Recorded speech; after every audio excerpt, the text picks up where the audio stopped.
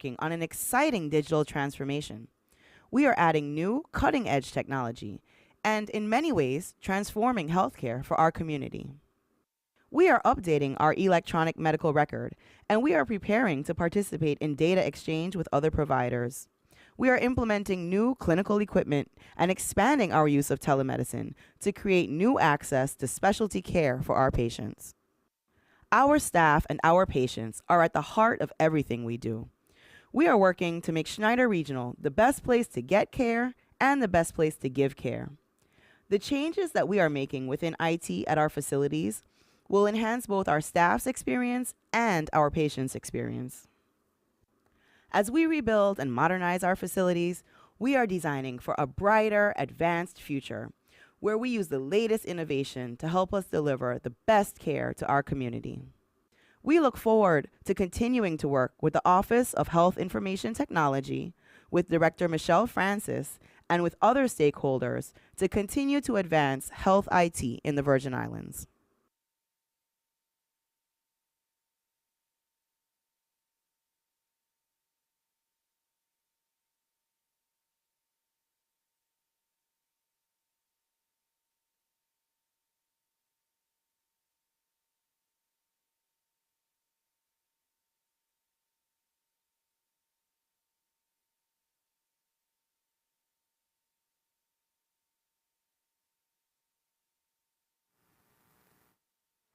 Welcome back from lunch. Did everyone have a good lunch? Yeah? All right. Remember that there's more coffee at the back and upstairs. You can always stand up, do a little jig, do a little dance. We don't mind. It seems like cybersecurity is doing the most because our cybersecurity, our CISA, CISA, by the way, stands for Cybersecurity Infrastructure and Security Agency.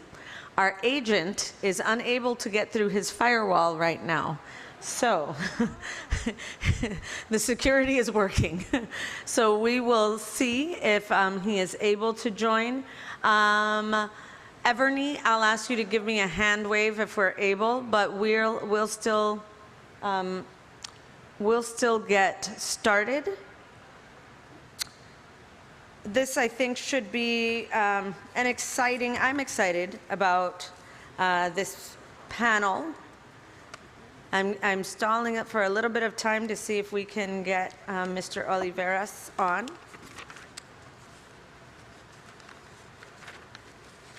But I think if you guys are okay with it, I think I might just go ahead and get us going. Before I fall asleep? Before you fall asleep. But no, it looks like your heart rate is up according to your socks, so you're good.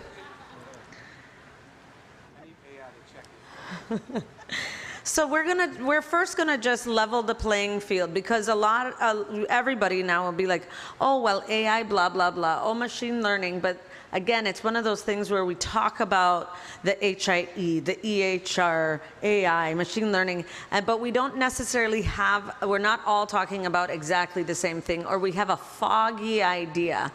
And having foggy ideas means we also fill in the blanks with fear. And so we don't want to leave out of here making decisions based on foggy ideas and fear. We want to go with facts. And because there are experts that can unpack the truth and the facts of what these things are, we're going to hear from them. So without further ado, I feel like I should say, do I have to separate you guys? You're already chit-chatting and we can't hear what you're saying. The rest of the class cannot hear you. So Dr. Gloria Washington is a technology researcher focusing on the intersection of human-centered computing, effective computing, and biometric, and runs Howard's Effective Biometrics Lab. I will allow her to share a little bit more about herself.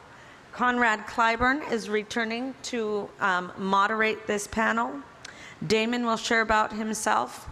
If we can, if CISA allows a little break in their firewall for their agent to join us, then he will. But in the meantime, we'll just hand it over to you guys, and thank you. And I do want to mention before Conrad comes up, we will have some time for Q&A, but if we don't get questions, we will allow them to just share a little bit more, which might be preferable.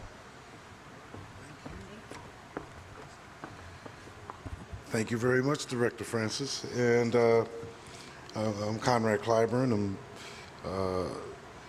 a business advisor for Zane Networks and CEO of MedForesight. And just quick on my background, I'm retired Army Medical Service Corps, where I worked on deployable medical systems and force modernization for a number of years. And then as a civilian, worked as the Director of Program Integration for the DoD Telemedicine Advanced Technology Research Center, and at Georgetown University as the Associate Director of Emerging Technology for the Imaging Science and Information Systems Center. So had a long commitment and passion for the integration of new technologies into healthcare. We are really blessed today with two real experts in the area of artificial intelligence and digital transformation. AI is the use of computer systems to perform tasks that we normally think of as requiring human intelligence. So in healthcare, we're looking at diagnostics, clinical decision support, data analysis, like population health, disaster relief and recovery, disease surveillance and reporting. And though AI has a lot of potential to address some of the challenges that we might encounter here in the U.S. Virgin Islands, such as chronic and infectious diseases, dengue, COVID, environmental and infrastructure vulnerabilities, and we've seen that with Hurricane Irma and Hurricane Maria. A high percentage of uninsured population. I think the director, Gary Smith, talked about the Medicaid disenrollment that we're experiencing at this time. The Commissioner of the Department of Health talked about work with the Veterans Administration on suicide prevention and mental health challenges. And then there's resource and workforce limitations that were discussed in regards to the public health IT for the VI program that's kicking off soon. So there's a lot of potential for AI to be an important part of the solution to some of these challenges, but there also are challenges with AI in terms of the ethical data collection and analysis, the securing of those protected health information with the appropriate cybersecurity to protect from hacking. There's potential for internal bias built into the algorithms inside of the artificial intelligence systems. And we want to look at the safety and reliability of the AI systems as well. We assume that there are no errors being generated, but we want to know that those are reliable.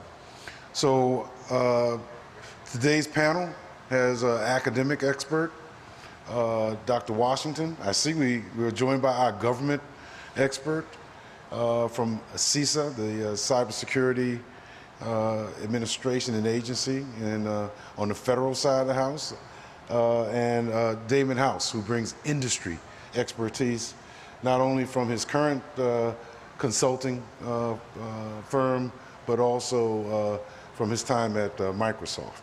So Dr. Washington is going to tell us a little bit about AI, and so we understand what those parameters are.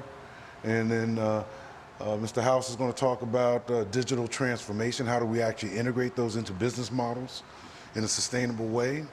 And then Mr. Oliveras is going to talk about the importance of privacy, confidentiality, and security, so that we know that our AI systems are safe to use and to employ. So I'll turn it over to Dr. Washington at this time and let her describe to us and help us understand what AI is all about. Hello. Yes, so I have slides. I'll wait for those to come up. As they are coming up, I'm Gloria Washington. I'm an associate professor at Howard University, and I am also the co-PI of the Aim Ahead NIH-funded grant of the Data Science Training Corps at Howard University. This is a $20 million a year effort that Howard is very happy to lead in helping to get and also create future data scientists. Next slide. So, next, click next. So within the actual structure of the Aim Ahead program, it is PI'd by Dr. LeGan Burge, who could not be here today, and I am acting on part of him as well with the Aim Ahead program. Click next. I'm an associate professor, and these are the rest of the individuals that are part of the Data Science Training Corps that is leading the Aim Ahead effort. It is a partnership between Howard University, MedStar, Georgetown, University of Maryland, Johns Hopkins, Colorado, and then there's so many other partners that we have. Next slide.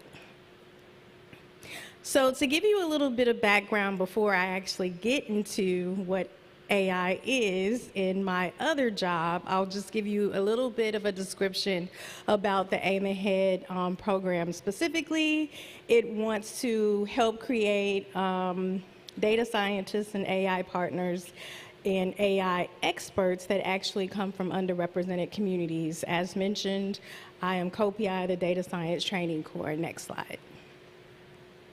Next slide. And so the purpose of this is to identify training needs and also gaps that we can somehow fill. And we also want to create training, workshop, webinars, micro-certificates for workforce development efforts to address these needs. Specifically, we want to train individuals so that we are actually teaching the teacher to become the experts in AI and ML as it relates to health disparities, health inequities research, and its related competencies. Specifically, we want to do this at a large scale, and what that basically means is we have this Aim Ahead Connect platform that really allows us to deliver training to nationwide, and then also with the territories that we have as well. Next slide. And so this is a lot of information to consume, but what this basically means is we have our hand in various pots throughout K-12 and then also up to PhD level. So we start at the undergraduate level. We have K-12 initiatives that look at hacking, getting high schoolers, middle schoolers familiar with data science and AI techniques. We also have an undergraduate program that I also co-lead at Howard University in creating underrepresented and minoritized data scientists and AI experts that come from non-STEM backgrounds. Basically what that means is they can't major in computer science, but they can come from English, sociology, journalism, those kind of majors that need to make themselves very marketable to the outside world, because these different fields are going to start to need data scientists. And then from the higher education aspect, we are also working with different hospitals across the country, and we want to also expand to the Virgin Islands as well. But different hospitals to train medical doctors and medical professionals so that they can also speak to these AI and data science needs as it relates to health disparities, health inequities. And then finally, if you are already in a job and you're a professional and you want to start to think of how you can upskill and reskill and move into another sort of area that you probably, if you're bored with your job and you just want to start to learn data science and AI, you could definitely take our classes, get these micro certificates, and go to your boss and say goodbye. Next slide. So we have some huge opportunities that are coming up, and unfortunately it is a very quick turnaround. But the first thing that I want to put on your radar is that for the Aim Ahead opportunities, you should, if you don't want to like submit a proposal or anything like that, and you only want access to the existing training that we already have, you can do that. It's free. It's on aimahead.net. And as part of it, you can see we have trainings with Introduction to Python, R, data science for non-scientists. We have data science for inequities, data science for social justice, and all of these many different modules that you guys can start to learn without even having any skills. And it's all asynchronous. You learn it on your own. And then we, as a community of the Data Science Training Corps, are looking for potential courses that you could possibly teach. Remember that we're teaching the teacher, so you can then one day also be a teacher to your community and also get these micro certifications out. So we have a survey, and these slides will be distributed to everyone, of the different courses that you want to teach. If you see some AI lessons or modules that are not available on Aim Ahead Connect, we implore you to put that into our survey that we have there so that we can start to think of how we can pay you and or your colleagues to possibly create that training, and we could upload it into Aim Ahead Connect. One thing, as mentioned, with Aim Ahead Connect is it is not platform specific. It all runs within your website, and it has an AWS background. So you don't even need to learn how to program without downloading anything. You just go into your website, and then you can play around with notebooks, play around with different data sets that are already uploaded within the platform. And then finally, I know I'm going through this very quickly, but you will have access to all of these slides. We have a call for a proposal that is out for research, training, and infrastructure grants. This is upwards of $20 million that would be available to the public. And the reason why I really want to stress that we want individuals within the room to apply is that we've noticed, well, I've noticed, let's say that most of the funding goes to the same universities. And a lot of the times is that they say the HBCUs and or minority serving institutions do not apply. And so most of the funding has gone to Harvard University or Johns Hopkins or some of the others. And as you know, some of the other universities qualify as minority serving institutions, even though the population that they're serving is not really what we're looking for, let's say that. So as part of this, we implore you to create consortiums to build capacity in your communities, which it sounds like from the previous panels that you guys were already doing anyway. And the proposals are, I shouldn't say easy to write, but they're relatively easy to write. They are different from an NIH full proposal. They are only about 3 pages. The abstract is only 300 characters.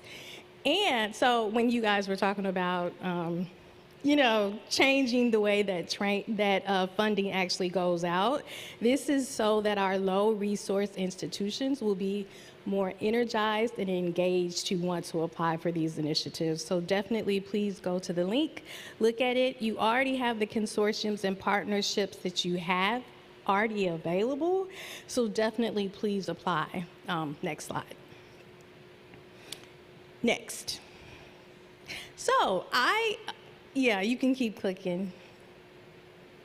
Okay, so I am also, on my other hat that I wear as associate professor, I have a $9 million grant from the Office of Naval Research, where I am the PI for the Institute for the Human-Centered Artificial Intelligence. initiative specifically as part of this, a lot of the conversation yesterday was about human-computer interaction, usability studies of the systems that you have that are already out there. Specifically with this institute, we are focused on those kinds of things that everyone else, I guess, is thinking about once it finally gets to the consumer. We're thinking about that at the forefront. So the first thing is specialized content. And as far as looking at human body-based measures like physiological information, facial expressions, to be able to bring specialized content that is created from data that you may already have available. And then we are creating optimized learning networks so that we are understanding the needs of our students and making sure that we group them together based on different skills, different engagement metrics. And then there are positive friction. We want to nudge people as they are learning these AI and data science characteristics, how they can lead to healthy behavior. So creating content that actually nudges them towards future lifetime changes. And then there is empathetic communication. I have a grant with Microsoft and then also with Google of how do we start to limit racist, biased, and microaggressive language that is part of healthcare communications, which actually leads to individuals that can possibly die from these communications. So we are working with large language models, generative AI approaches to create ways that we can have interactive systems which will help individuals tailor their communications for their patient populations who they're not familiar with.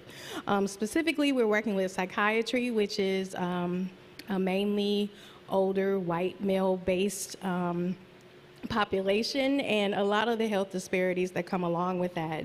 Individuals are the actual symptoms that individuals experience as it relates to schizophrenia are being overlooked because the individuals are supposedly always agitated, always irritated, weed smokers who don't care about their health.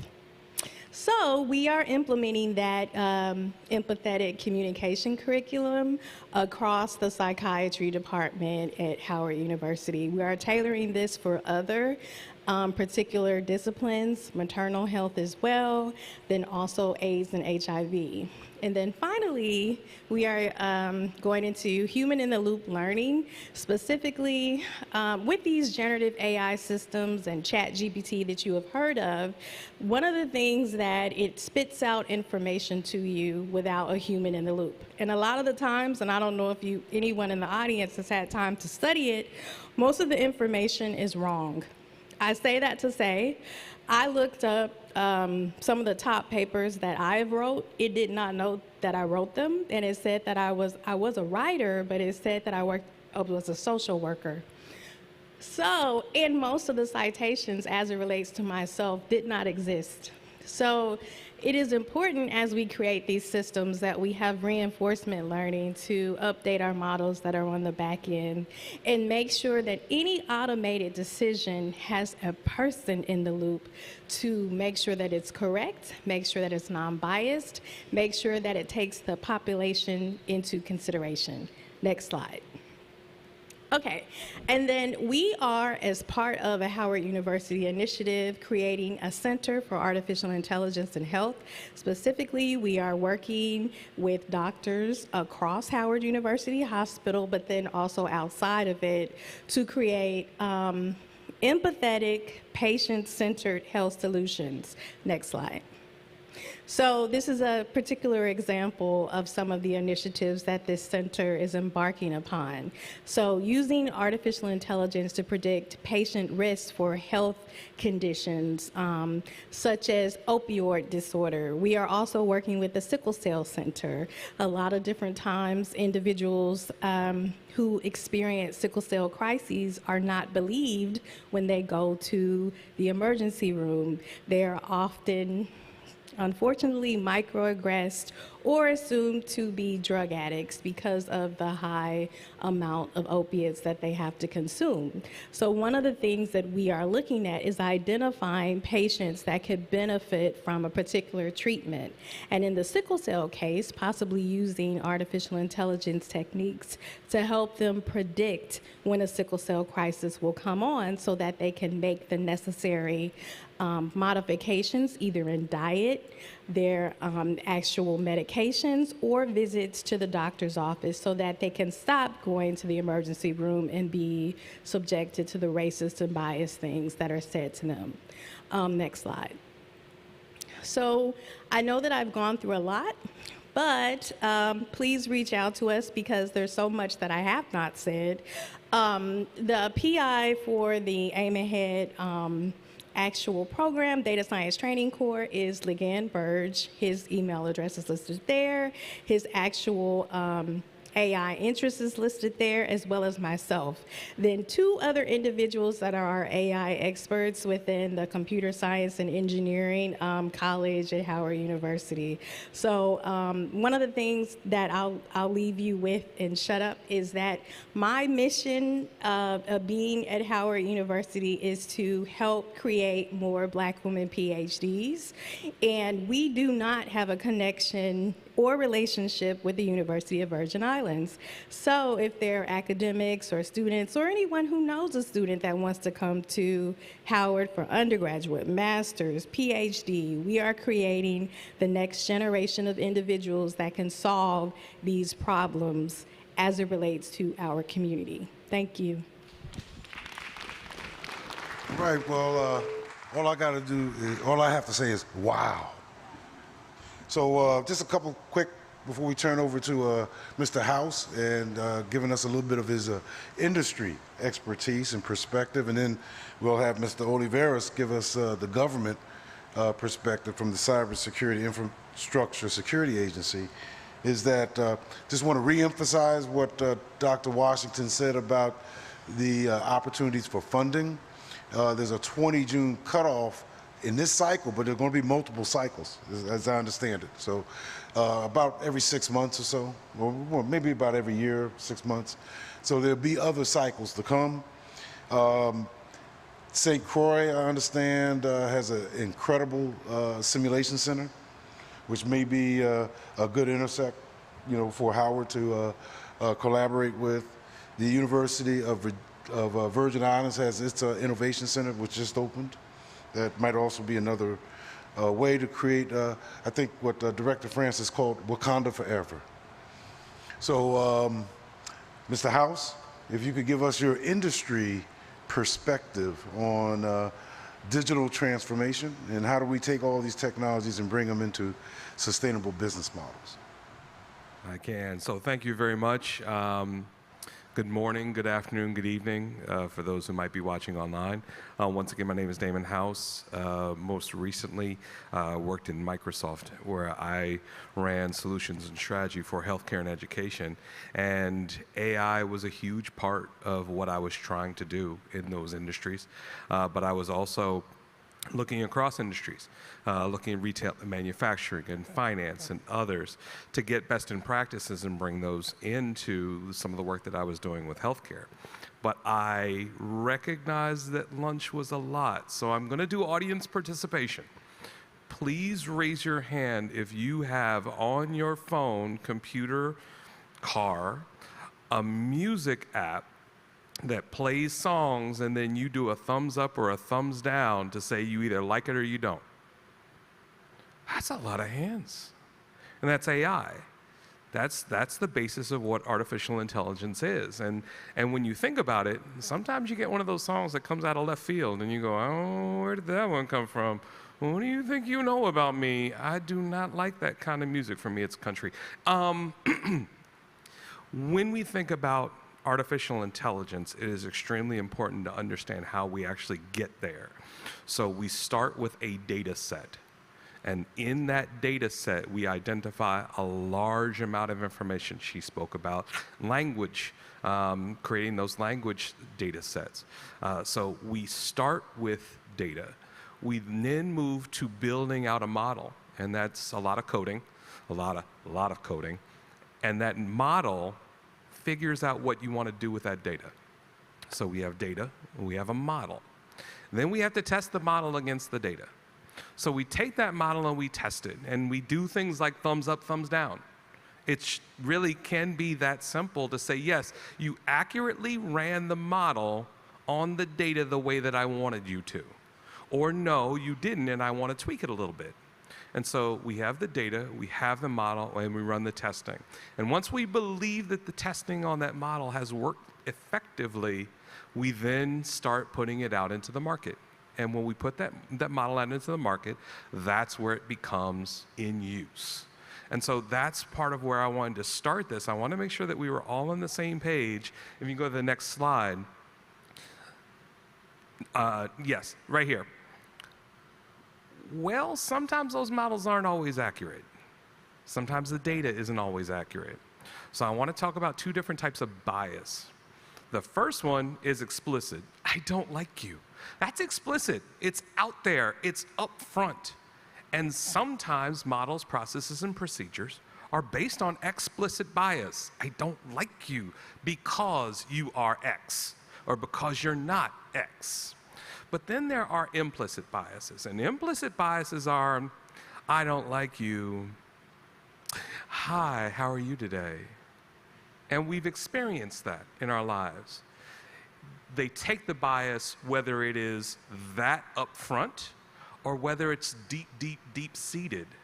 And we don't even realize that we have those biases. Now, imagine if those biases then get baked into the data that is selected for the data set. It's baked into the model for the person who coded that model. It's baked into the mindsets of the people who tested that model. And then it's baked into the processes and procedures at an industry level when those models are utilized. And that's how biases can come into artificial intelligence. Now, I've talked to executives in healthcare and across other industries, and sometimes they have a CEO or a board or something. Put some AI in it. Just squeeze it in. Just get it in there. Let's have some AI. Okay, but which model? How is it developed? How is it tested? And so we need to be extremely clear when we think about things like that. Next slide. So when we do, and so I'm transparently, I'm gonna go fast because I know that they're gonna post these.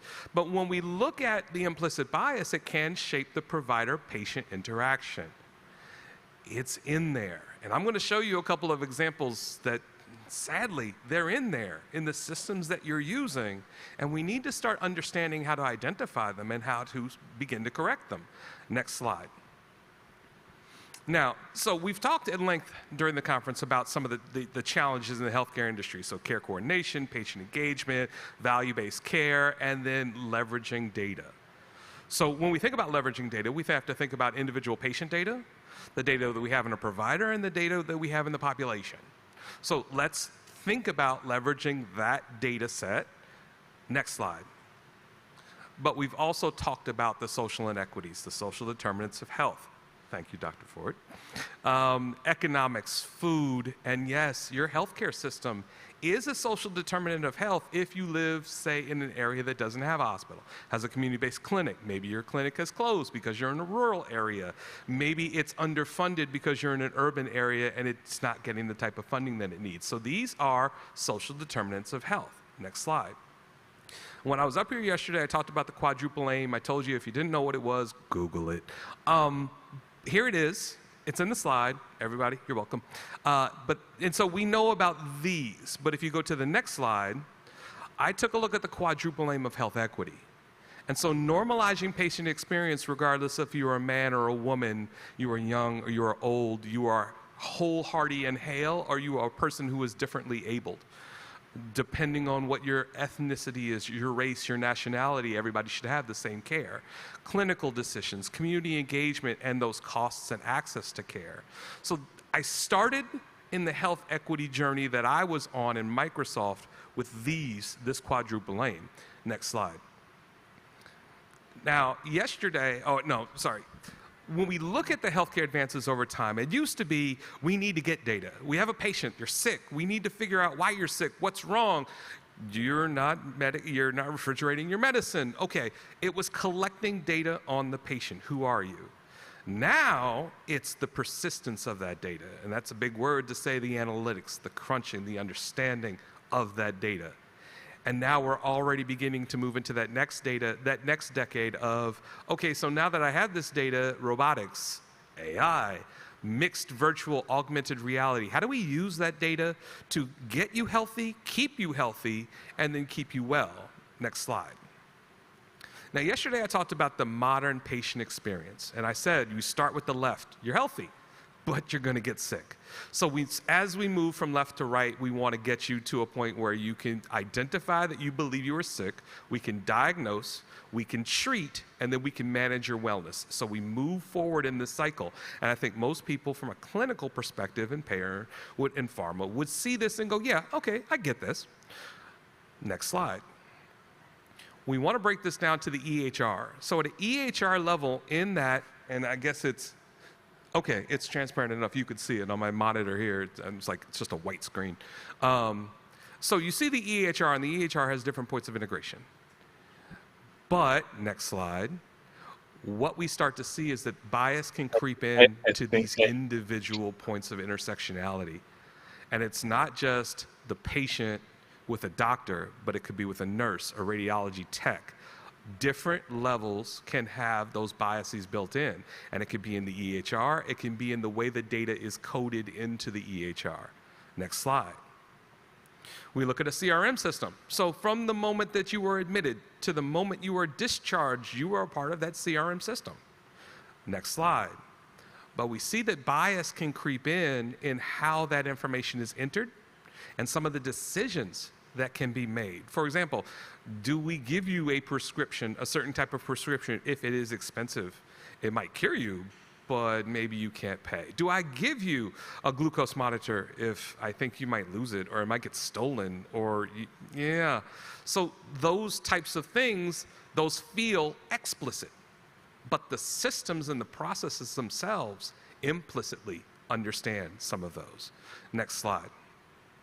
Now, I know you're all thinking, wow, we don't have any bias, but yes, we do. We have a number of different factors of bias that you can see on here, and the one that I will call out is BMI, body mass index, because we all know it, and we cite it so readily.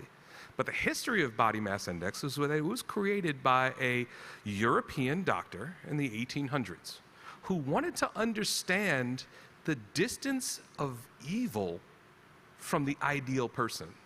And he identified the ideal person as a European male who lived near him. That was the ideal person, not even woman.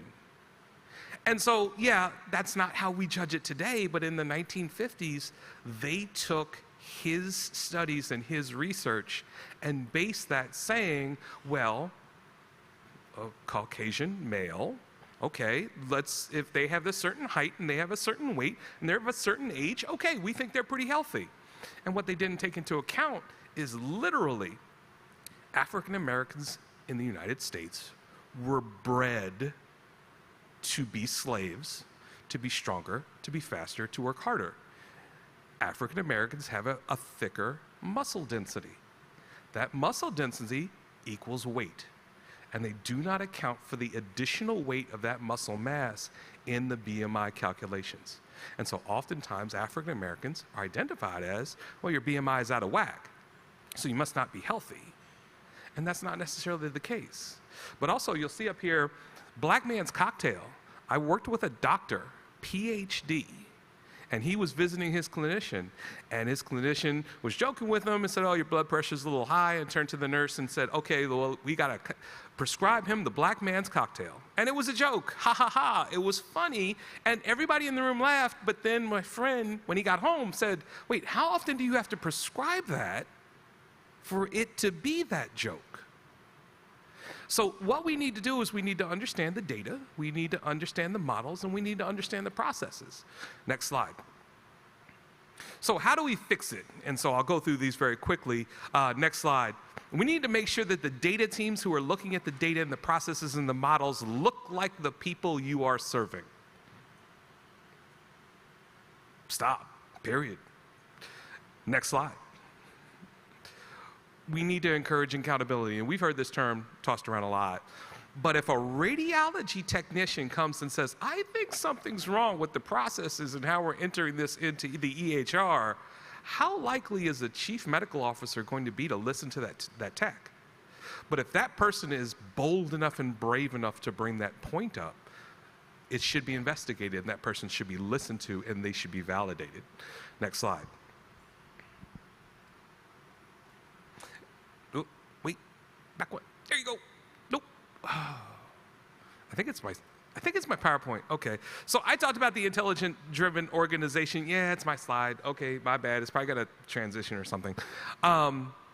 I talked about the intelligence-driven organization yesterday. And when it comes to digital transformation, the reason I think that this is of critical importance, at a C-suite level within a provider, it is important that nursing, medical, surgical, ER, all of them have a voice and a control tower across departments. Now, it's not those chiefs that are going to be there, but they'll have representatives who are part of it. And each of them buy into the idea of addressing and identifying bias, so that when there is a bias event, be it a lawsuit or some type of public issue, all of the departments are on the same page as how they can drive towards a solution to solve it. So I know it was a lot. It was an eye chart. Yes, I do that to you. But it will be online, and I am more than happy to follow up with anyone if you have any questions. Thank you. All right, thank you. And as I say always with Mr. House's presentations, I want all your slides. So we've heard now from academia and an expert in artificial intelligence. We've heard from an industry perspective of how do we integrate artificial intelligence into the real world of healthcare delivery. And now we're going to hear from Mr. Oliveras from the Cybersecurity Infrastructure and Security Agency on what types of cybersecurity strategies we need to employ to protect those AI systems. And with that, we'll turn it over to Mr. Oliveras. And I understand you're in Puerto Rico? Well, I think we still have you on mute. I see your lips moving, you but can I hear me? don't hear anything You can hear yet. me? You can hear me now? Can you hear me? We can hear you. And thank you for joining us. Okay. And Yes, were you able to hear our introduction? of course. Okay. So it's yours, and thank you for joining us. No, thank you all for the invitation. For us, it's an honor, to participate this kind of events, because it's given an opportunity to keep, spreading the voice, the awareness that we need to do, every hour, every day, because cybersecurity is more than, right now is more than that. It's an awareness thing. You have to spread the voice, talk to people. Cybersecurity is for everyone right now. Everyone's responsibility. It's not even that the IT personnel, the guys that are behind the keyboards. Is everyone. Everyone responsibility, because the bad guys, they're going after our end users. They're not attacking their perimeters anymore. They're using social, and all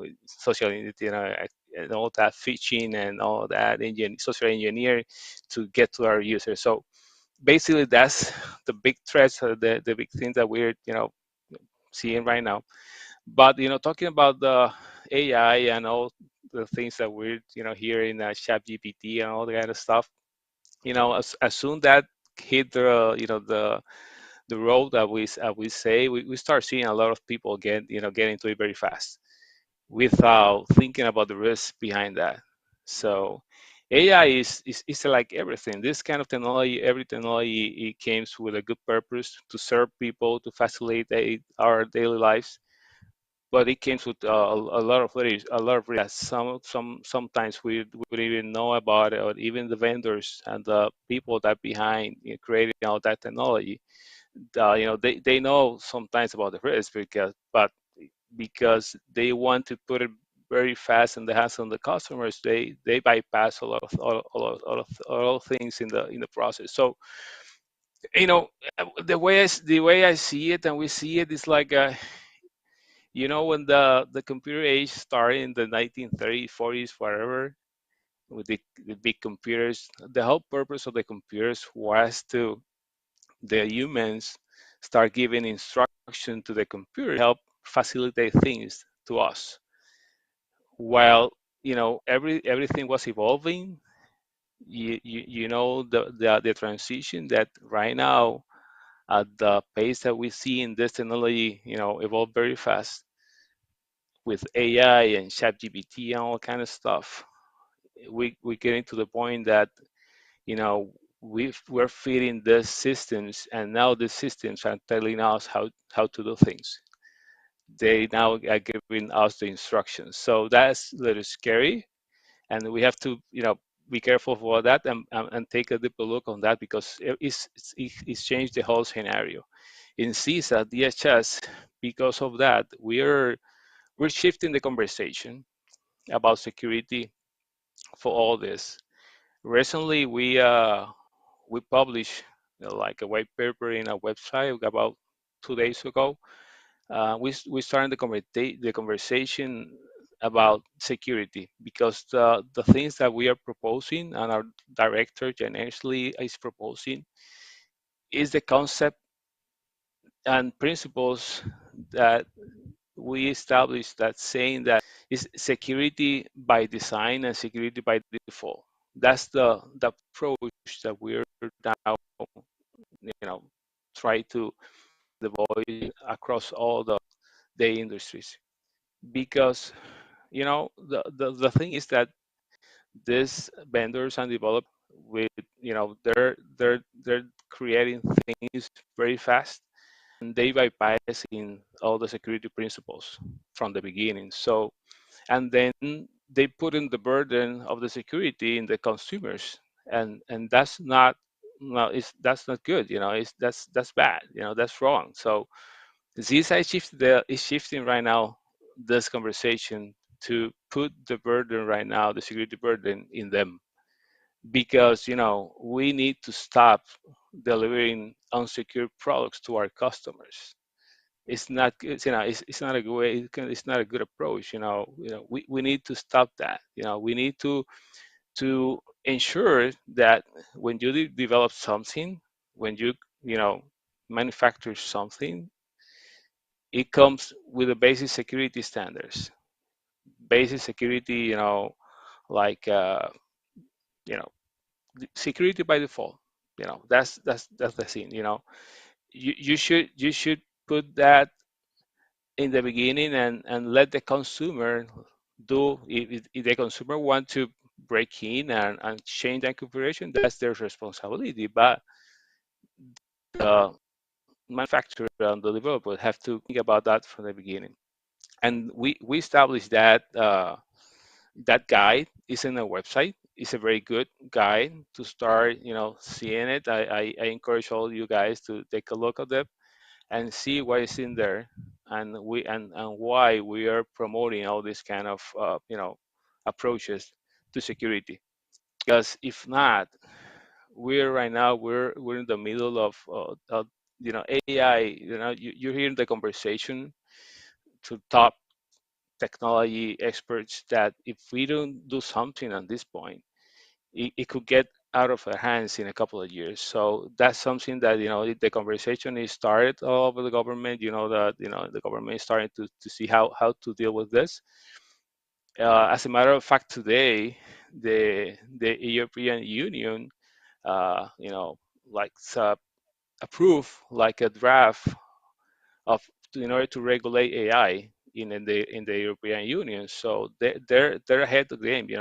They say, hey, we need to do something. We need to do something, because if not, there are a lot of risks that we will not be able to handle in the near future. So, and talking about ChatGPT, for example, as we go to different engage with different stakeholders across the nation, we're seeing that people are getting more used to it and trusting this kind of technology a lot. Putting a lot of information there. Like we got cases that some doctors and health organizations are using ChatGPT to do their memos, their referrals, and all kind of stuff, and they put in the PII information, their PII sensitive information for the patients there, and they didn't realize that that information is going to the cloud, and at some point will be public. So that's the biggest concern that we're seeing, and we need to be more careful about that. And like I mentioned, technology is a great thing, and it comes to help us to make our lives better, but we need to be careful and do the right thing and put the controls in place, and aware and educate our users and all those stuff in order to use it the correct way. So basically that's our concern. And like like I mentioned before, security by design, security by default, that's something that you will hear a lot from CISA from now on. And also and just to to end my speech right now, it's like we need to stop delivering unsecure products to our customers. That's basically our mission right now, our message, and we will spread it right away. So basically that's it. If you have any question, I'm happy to ask. Thank you for the opportunity, and I'm gonna be there physically. We as a we have an emergency in Puerto Rico that two health care institution in Puerto Rico but get very bad hit and impact with some kind of incidents, and we need to be there to help them. So that's the reason they canceled the flight, because we have to be there, hit our heart down here in Puerto Rico, helping them day and night. So thank you for the opportunity. Well, thank you.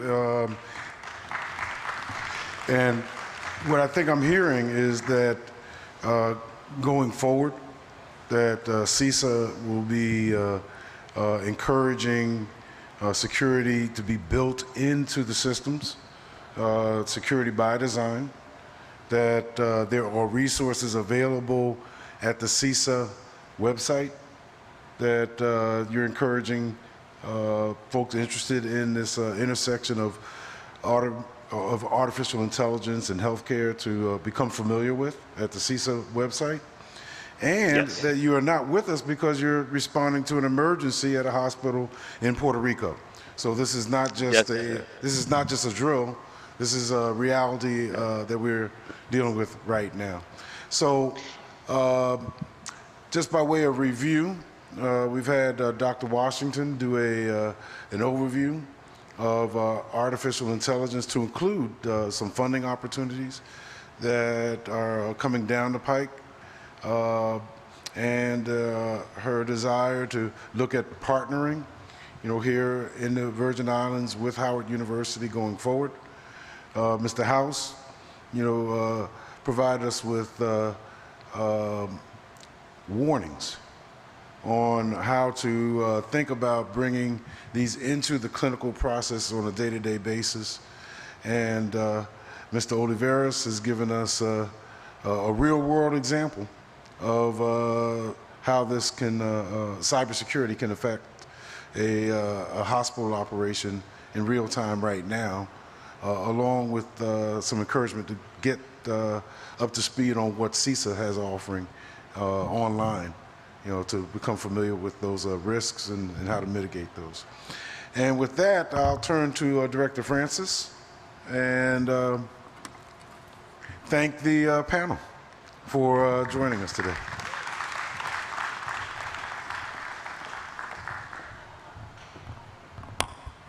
Thank you all. Before you leave, I've got a question for you guys and then for our audience. So the next two sessions, one is a Q&A to just dive a little deeper with Dr. Carter helping to lead that, at pushing the envelope to ask questions. Elon Musk was quoted as saying AI is a fundamental risk to the existence of civilization. So we want to have a conversation based on that. from the experts. So here's the question I want to ask you guys and also our audience. After that, we were going to have Mr. Oliveras return to talk about how to defend against today's threats, building secure and resilient infrastructure. But Mr. Oliveras, I'm wondering if you have time to hang out with us or if you needed to leave and return. Yeah, I can say a little more, yeah. Okay, so, because here's what I'm now going to ask our panelists and Dr. Carter, and I think we had Daryl Wade, BIT, Director Ross. We'll see if we can do this. I'm wondering if you guys would like to kind of see these combined and just have the larger conversation so we can weave in still hearing your presentation, Mr. Oliveras, against defending against threats, kind of weaving that in on the back end, but keeping you guys on here and bringing some other folks. So it's just more of a conversation, a broader conversation. Would you guys be willing? And so that means, yes, our team reorganizing the stage, so it means that everyone can kind of stand up and I'm putting on the spot then those of you that were on for 3:15. Would you be prepared to come up now? All right. Very good. Come and join the fun. They're happy about it. So again, what we're going to do is we're going to move into just a rich and robust discussion that I hope all of you will be a part of. Because I know that many of us have opinions on this. Many of us have seen different Netflix specials on AI and the future. One of the questions I know I have for you guys is, so how does in the next 3 to 5 years, and this question actually came from a Dr. Cora Christian, should we expect to have robots at the bedside as a normal standard in 5 years? What does the workforce in healthcare look like? And then again, Mr. Oliveras, what specifically from the federal standpoint should drive our policies? We have to create our local policies, but what federally should be guiding those? We want to be able to ask VINGN, our middle mile provider, and Director Ross, what is in place right now? The hospitals want to know, the FQHCs, our Department of Health, Human Services, want to know, so what is in place locally and what are our risks? And the future of AI and machine learning holds great potential for good. And is there potential, as Mr. Oliveras mentioned, for harm? And so how do we mitigate against that? I wanted to see, I believe, Mr. Rodriguez, can we bring you up now too? We're kind of throwing a, remember, I gave the warning to be flexible. And this might get you out a little earlier. So if you guys need to stand up and move around a little bit, shake a little bit. Thank you for the flexibility. I think I'm causing a little stress to you, Alfonso. No? Okay, good. All right, I think we've got media team do we know if Dr. Gallagher was able to join? You guys will signal me and let me know. In the meantime, while you guys collect your thoughts, since we're being flexible, I want to highlight that Dr. Mavis Matthew is here with us. I would love any questions you want to pose. Correct me if I'm wrong, but I believe you are Secretary of the Medical Society.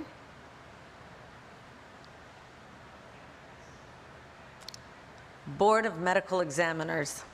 Thank you. Welcome. Thank you for being here. We'd love to hear any questions that you'd like to pose for the collective. Again, feel free to squeeze in and fill in here.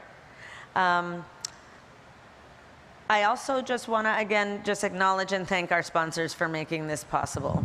Again, thank you to FTI, to Zane, to Community Health IT for making it possible for us to be here. So I think we're set, we're ready to go. Mr. Oliveras, you ready for us to keep diving in a little bit here? Yep. Okay, and feel free to raise a hand and jump in if you need to leave early or as we need to shift. Okay, so the question that Dr. Carter's going to introduce, well, I don't know if it's going to be a question. I'll let Dr. Carter do his thing best. And Dr. Carter, if you could please come forward. Again, Dr. Carter was our keynote speaker last year. Dr. Carter has a very impressive background. I'd ask you to please share a little bit of that so everyone knows who you are before you jump in. But you are in the most capable hands with Dr. Carter, who also teaches. So who better to have lead this than someone that is able to communicate and teach. So thank you very much. Thank you. Thank you, Michelle. I did have some slides before we got started. Is that all right, Michelle, or do you want me to just jump right in? They're seated comfortably. Okay. So, I mean, should I do my slides or just not do them? Because I don't have to. Yeah, oh yeah, there's only 7 of them. I will speed them up really quick. Not 50, no. Well, I was tempted. My wife told me no. I will say that it is a dangerous combination. My grandfather was a preacher, and I'm from the South, and and I like to talk, so it could be a problem. But you'll give me the cutoff. But if you could, as they're getting the slides up, I do want to just say a few things about AI, because I know that, and this has happened in our lifetime, especially as at my age, these kind of waves come, and we're getting ready to go into a knowledge wave. We went through an information wave. We're in an information era. We're getting ready to go through a knowledge era, and it is a red flag for us, because I honestly thought this is going to happen 20 years out from where it is now, and what I've been seeing and the way it's been accelerating, I think it's going to be within the next 5 to 10 years. I think 2030 is going to be a very interesting time. So I'm just throwing all of this out. And the other thing that I wanted to make a point is that artificial intelligence is not just alone by itself what's spurring this. There's also quantum computing that's coming down the line. There's also robotics, which has really stepped up. Just very recently, you can go online and see any of these robots, that could only pick up a box. Now it can dance with you. I mean, it can avoid objects. And some of the things I just wanted to talk about really quickly, if you could go to the next slide, I just wanted to talk about what intelligence is first. And you all know what intelligence is. It's the ability to make it's for humans and for things to make decisions. It's really complex decisions that we're talking about now. And the thing about humans is that we have different kinds of intelligence. And most of the time when you talk about artificial intelligence, you're really talking about mimicking what our mind does in terms of its analytics. But we also have other intelligences. We have emotional intelligence. We have physical intelligence, because in the NBA, you can look at all that physical intelligence that was on the basketball court. You have spiritual intelligence.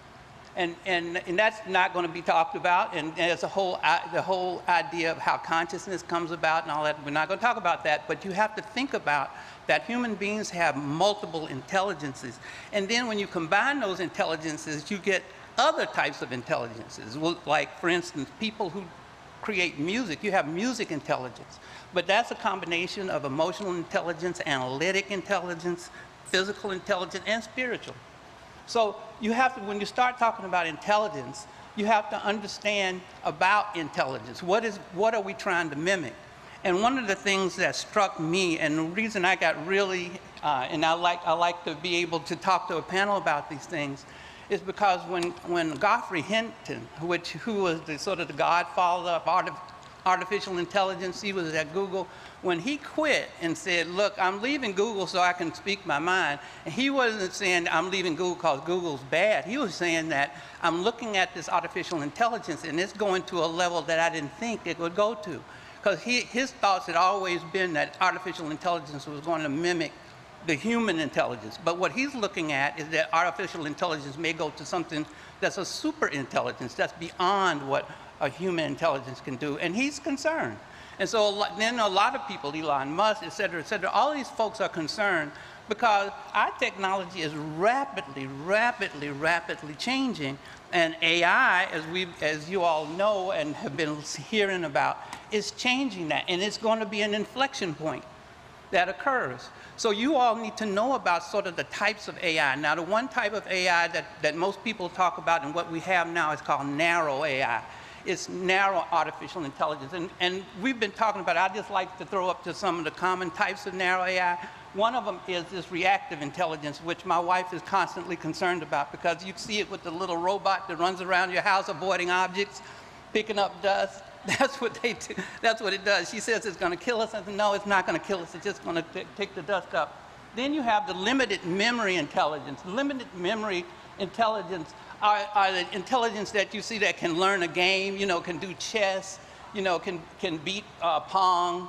It knows how to, and it learns from a game, the theory of the game and how to ultimately get to the next step. Then you got these new higher level intelligences that we're seeing that's happening, like the theory of mind intelligence. And that's an intelligence which starts to get on the little scary side because what it does is it starts to start to understand human emotions. And Dr. Washington knows all about that, and I'm really encouraged that you all are doing that at Howard. I've got to talk to you about that a little later. But that's the next step of higher intelligence. And then you get to self-awareness intelligence. And people get really afraid of that now.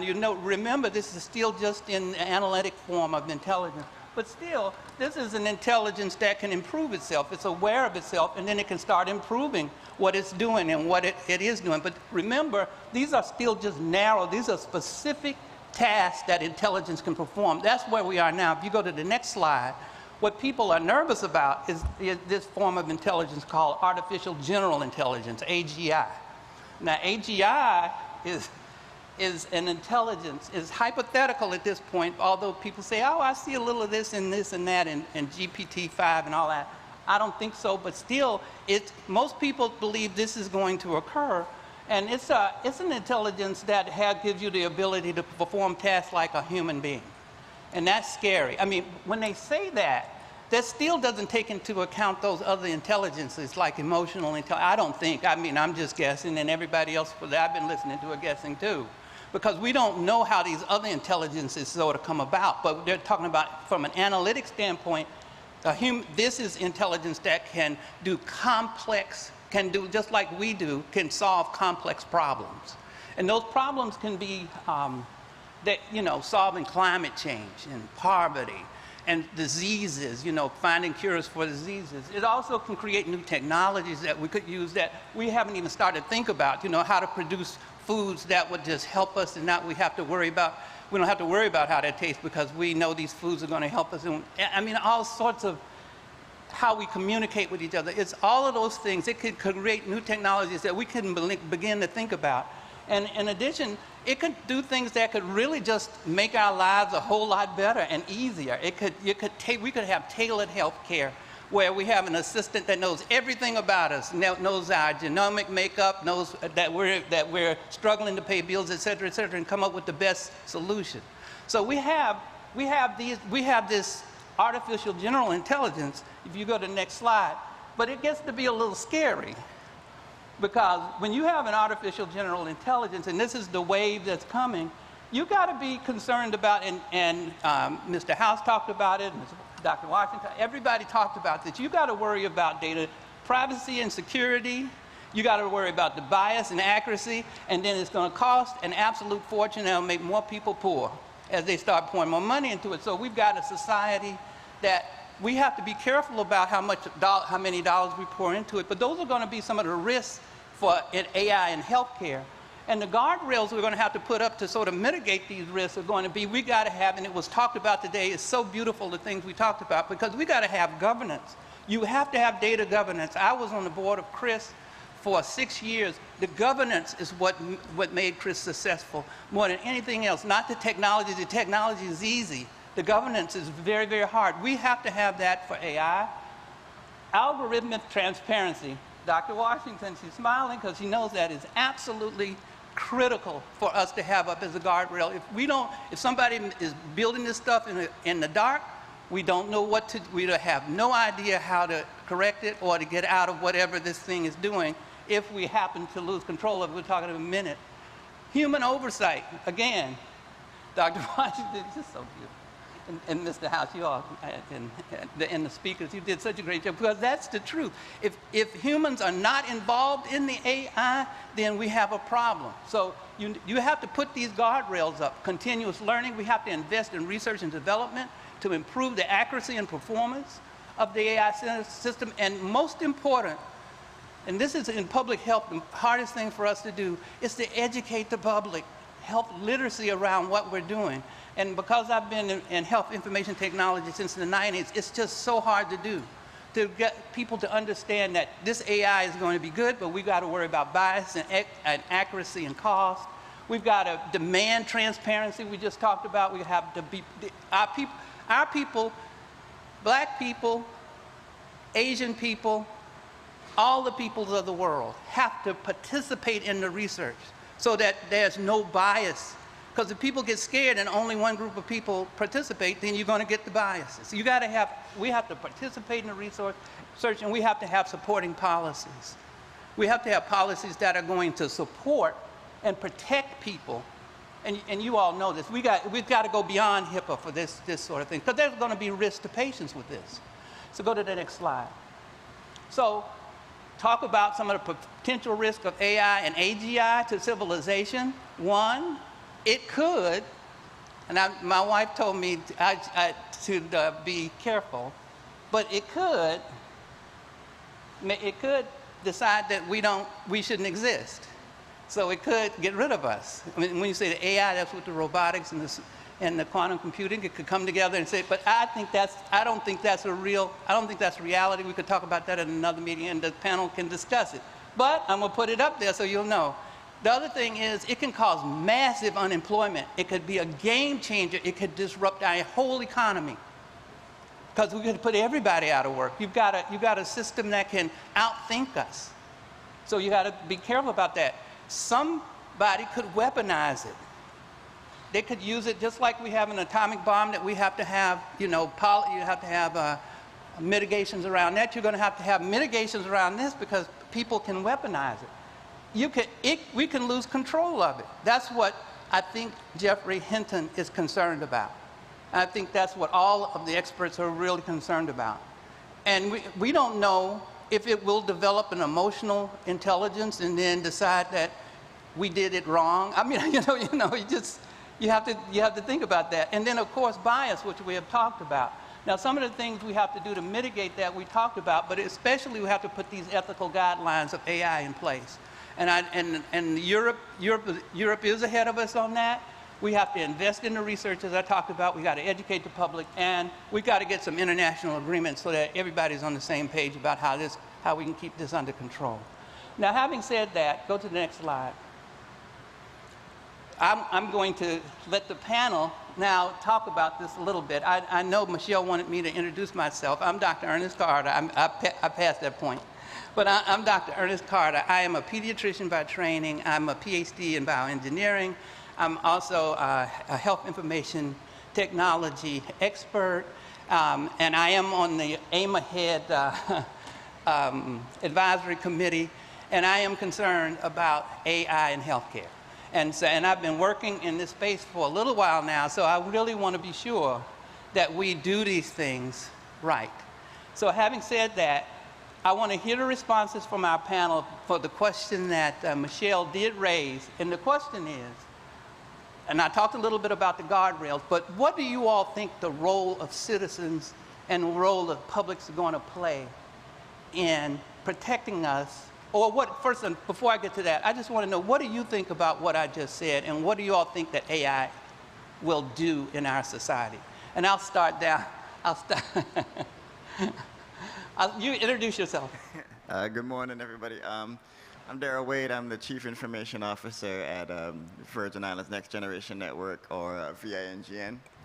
And I guess the question is, what do I think AI is going to do? In our society, how do you think it's going to affect healthcare, and ultimately, what should we do about it? Okay, so, you know, as you mentioned, we're going through another wave of breakthrough in technology with AI.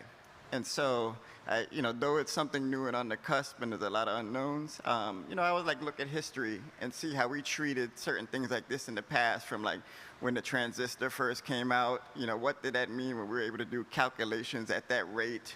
You know, it was what got us into space and things of this nature. So we do have concerns, and I feel those same concerns that are expressed even to the level of the existential risk. You know, I don't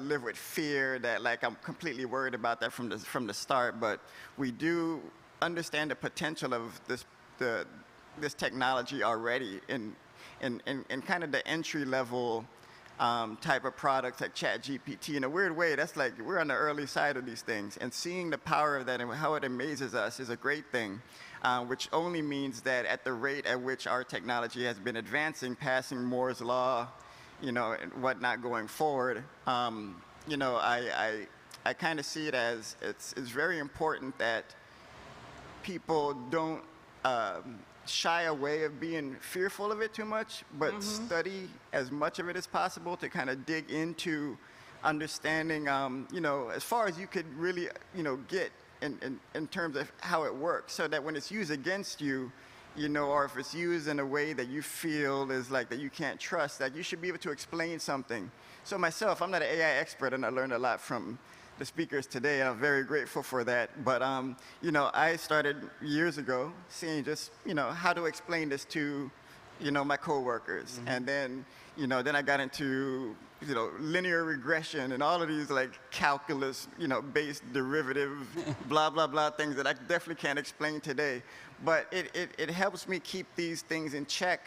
So when I see these things and I'm concerned about them, you know, understanding how it works under the hood, I feel that I could help guide. And I think the more that people educate themselves on these things, we would have a little bit less to worry about and know how to better advise in how it how it moves forward. So I'll pause there, and that's my quick first response. Thanks. I'm in your camp. Can you? We're going to go right down the line. Can you pass the? Oh, you got a mic. Okay, Dr. Ross. I do have a mic. Good afternoon, Rupert Ross, Director for the Bureau of Information Technology, CIO for the Government of the Virgin Islands. I think AI is fascinating. I get to see it in use in my office, especially the generative AI. It's making people's jobs easier. Definitely, there's a fear that comes along with it, because I do agree that at some point, I believe that the world is going to come to a dependence on it. But I like what Daryl said. We're at a point in a new generation. I think that we're as human beings, we're going to adapt, and that AI is going to be a tool that we utilize moving forward. I see that already. I recognize it in the efficiencies of my office already, and I'm looking forward to it being available to everyone else. So. Thank you. Thank you. Good afternoon, Good afternoon. Good afternoon, everyone. My name is Alfonso Rodriguez. I am the Entrepreneurship Manager at the UVI RT Park. I think for this conversation, I'm going to take sort of like a layman's approach. Some of the work that I do at the RT Park, I interact with tech startups, and we run an accelerator program. So the conversation is already starting at that front, obviously, where you have these startups, they're understanding we've got these AI tools. What does that mean for my current technology? Do I need to migrate to AI-assisted tools because my competitors are doing it. If I don't, I'm going to fall behind. So I think those conversations are the ones that are happening right now, and they really interest me. But the conversation I do want to have, I want to bring it to another program that I work on. So in the summer, I spent a lot of time going to different summer camps here in the community doing STEM education. We do computer science, we do a whole swath, mathematics, general sciences, education across our students here. And for this year, I was tasked to come to different camps and talk about AI. Mind you, I'm just a guy run accelerator camp. They've asked me before to come and talk about technologies. When I got the sort of the ask for it, I was like, okay, it's nerve-wracking. I'm going to be in front of kids. This is nerve-wracking. Nothing is worse than being in front of like 30 high school kids judging you as you walk into a classroom, and they're just looking you, waiting like, who is this outsider? Yeah. So I have to do that and then talk about AI. And one of the things that I said is I want to go out and just get some feedback. I'm going to tell you right now, I know there are a lot of parents out in the audience. Our kids are using generative AI tools and they're cheating. I'm just going to go ahead and tell you. Yeah, they are using ChatGPT to write their essay. Oh, yes, they are. That's happening. I saw that a lot from the responses. A lot of cheeky responses where kids were asking about how can I use ChatGPT to write a better essay or do all this stuff. So I think it brings up a very important question about our educational system here in the VI. How do we, as a society and as a territory here, how do we do a better job of now teaching our kids knowing that they basically have like a personal assistant when they go home? What does that mean from a standpoint of giving them assignments? What does that mean from the content that we want to teach them? The other part, which comes to the question, was I got two responses that were kind of eerie. And one of them was, are we in danger?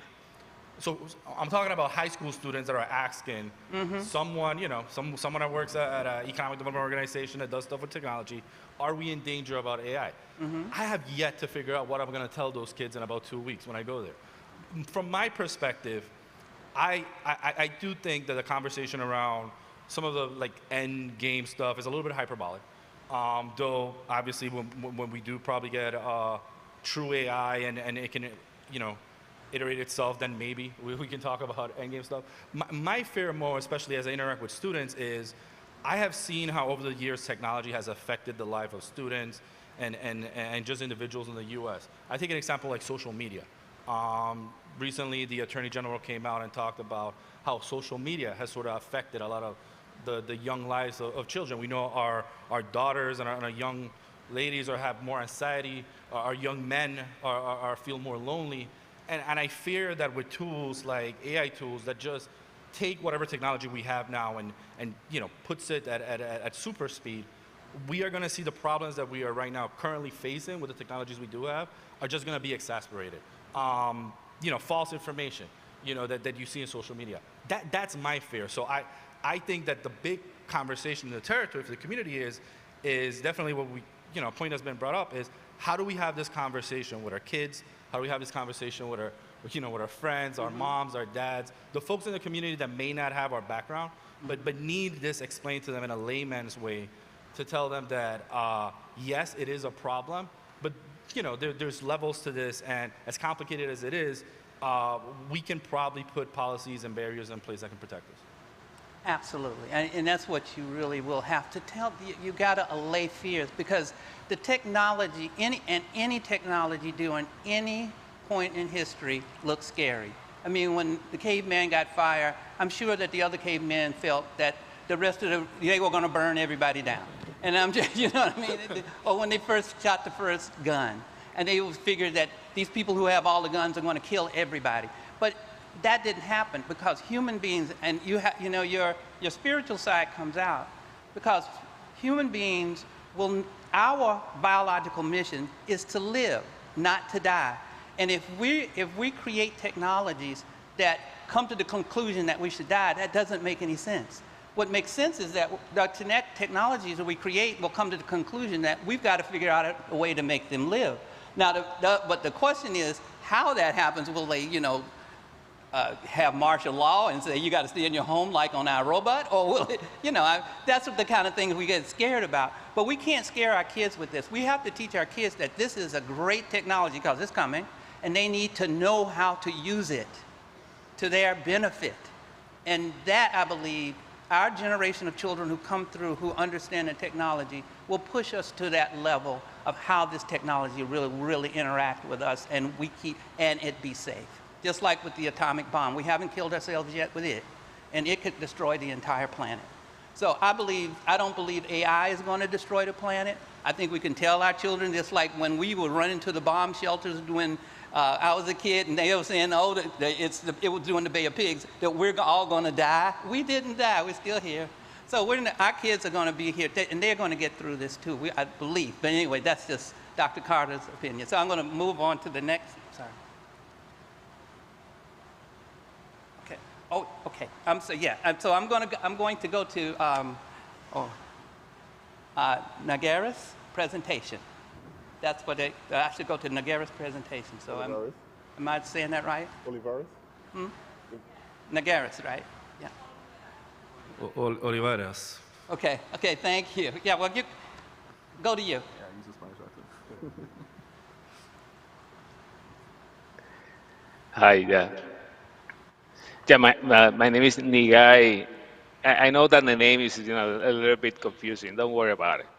I Okay, get I'm that sorry. a lot. I'll Don't get it worry. right. Don't worry. But I So want I to don't hear know. your opinion. Yes. My opinion about okay.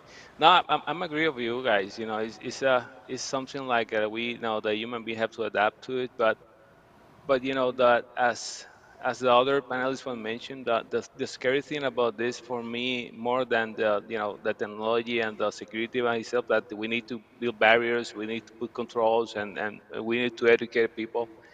It's more the way that he's shaping our society. Like that the panelists were mentioning, the kids are using this technology for to benefits, and they're like they're not using their instincts to do things more. They're just relying more on technology. They're doing the homework with the technology. They're doing everything with the technology. So, and you see in the behavior still changing. To get their attention, you have to be it's very difficult these times. These people, they're used to the 7 minutes videos, 4 minute videos. If you try to get a conversation with them for more than 15 minutes, you lose it. You Yeah. lose it. So it's the way that the technology is shaping, and it's our responsibility, the more relying on the parents side, to teach your children, to educate your children, and tell and help them to, technology is right, technology is good, but they other things on life that is more important than technology. You need to be like socialized, do I remember back in my days, and when I was raised in my community, we see a lot of kids, driving their bicycles, playing around, playing in the park, playing and right now, you go out on any place right now, you don't see that. It's very difficult to see, that kind of movement in the society. So that's something that we need to be careful with that, and start talking with our kids and explaining, that this fine, but you need to have spaces all with to rely with nature and those sports too, all the things that other to start, to stop, interacting with technology. That's, for this side. Like I mentioned before, for the other side, we need to put controls, we need to put barriers, we need to, be careful all the information, how we can handle all kind of information that is we put in that systems. And basically, like I mentioned, that are, the things that CISA right now is promoting, talk to the vendors, the providers, the developers, to keep in mind security at the beginning. Security by design is security by default. So basically, that's our concern right now and our approach at this moment. Thank you. I also see a presenter from the last session. Is that correct, Michelle? And whose name I don't know. So I want to be sure that I recognize him. Dr. Dante Galabert. Thank you. That's good. Dr. Dante Galabert. Could you please give us your thoughts on AI and where our civilization is going with it? Hi, good afternoon. I'm Dr. Dante Galabert. I'm a cardiologist in St. Croix. And, you know, I think artificial intelligence is definitely something that's on our horizon, if not beyond our horizon right now. But, I think that, we have to definitely be careful because, I think that our children are going to get to the point where they're not really the producers of anything. I mean, if they're using artificial intelligence all the time. And I think that, to me, it's more valuable. I mean, if you look back in time, it's more valuable to sort of get a written letter than, to get a timed, or a typed document, per se. In other words, I value, what I'm saying is I value the letters that I can go back and look at, that I wrote to my parents, was in high school, and they're signed, by me, and there's some authenticity to that. And there's an author by the name of David Blight, who found, just a scribbled piece of note that I think was signed by probably a slave back in for the first Memorial Day. It was actually called Decoration Day, and he thought that was the most valuable piece of information, even though it was written on a piece of cardboard. And so I think that, our kids need to realize that, authenticity, or the real McCoy, is what is truly valuable. And, I'm afraid that, in the future, we're going to have all this digital stuff or information that, may not be as valuable or may not be as personal as what we've had in the past. I think that, we have to be careful because we need individuals to be authentic when they're writing their poetry or their essays, and make sure that they're not pilfering from other people and having computers write their essays for them. And so I think that's, to me, I think that we obviously need to get back to basics too, and I think it's important to know computers and artificial intelligence, but definitely we need to have our students know how to do math and science and know how to ride a bike. So I think that this is a new horizon that we need to, accept that there are going to be significant challenges, and, we have to, get our kids off of the electronic devices, so they can actually, be children and then grow up to be responsible adults as well, too. I agree with you. What's your opinion, Ryan? Sure. I'm Ryan Bramble. I'm the Chief Operating Officer for CRISP Shared Services, which we were here earlier we run HIEs in many states. We're doing a pilot here in USVI. My view may be a little more optimistic than most, but where I see AI being used now in healthcare and in technology is it creates some shortcuts in the way you do software development. So AI can essentially create a baseline code set for writing. Let's say you're writing an integration channel that takes encounter data from a hospital and try to translate it into a note that someone can read or identify things out of it, keywords, et cetera. And I think what that'll actually end up doing is reduce the barrier to entry for people to have technology jobs. If the basic understanding of, I will take this type of message and write some code to parse it into different things and turn it into something else, can be automated by AI, I think more people will be able to get into the technology field because they won't necessarily need years and years of coding experience to do it. So I do think what it means is it's critical, as it always has been as technology rapidly advances, it's critical to have programs in the universities that are training everybody as much as possible on basic technology concepts, basic, in our field, health IT concepts. We've done some great work with Howard and UDC up in the District of Columbia to create a health IT workforce, and they're getting trained on everything as it evolves. And I know hospital systems up there that are kind of wading in a little bit to see how they can use AI. People are generally, that we work with, they're generally smart. They're not going to go all the way in. It's not going to be a science fiction movie which tends to be where everybody's head goes.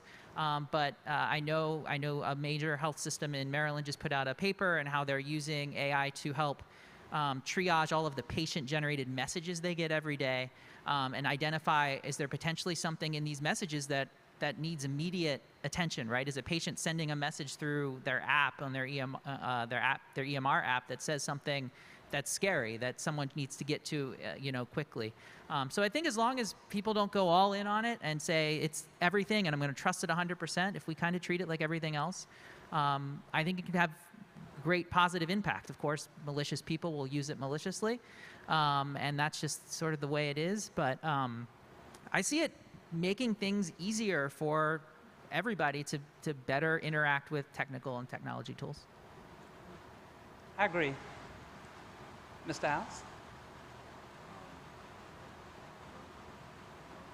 You may have to. Hello? Hello? Oh, there we go. All right.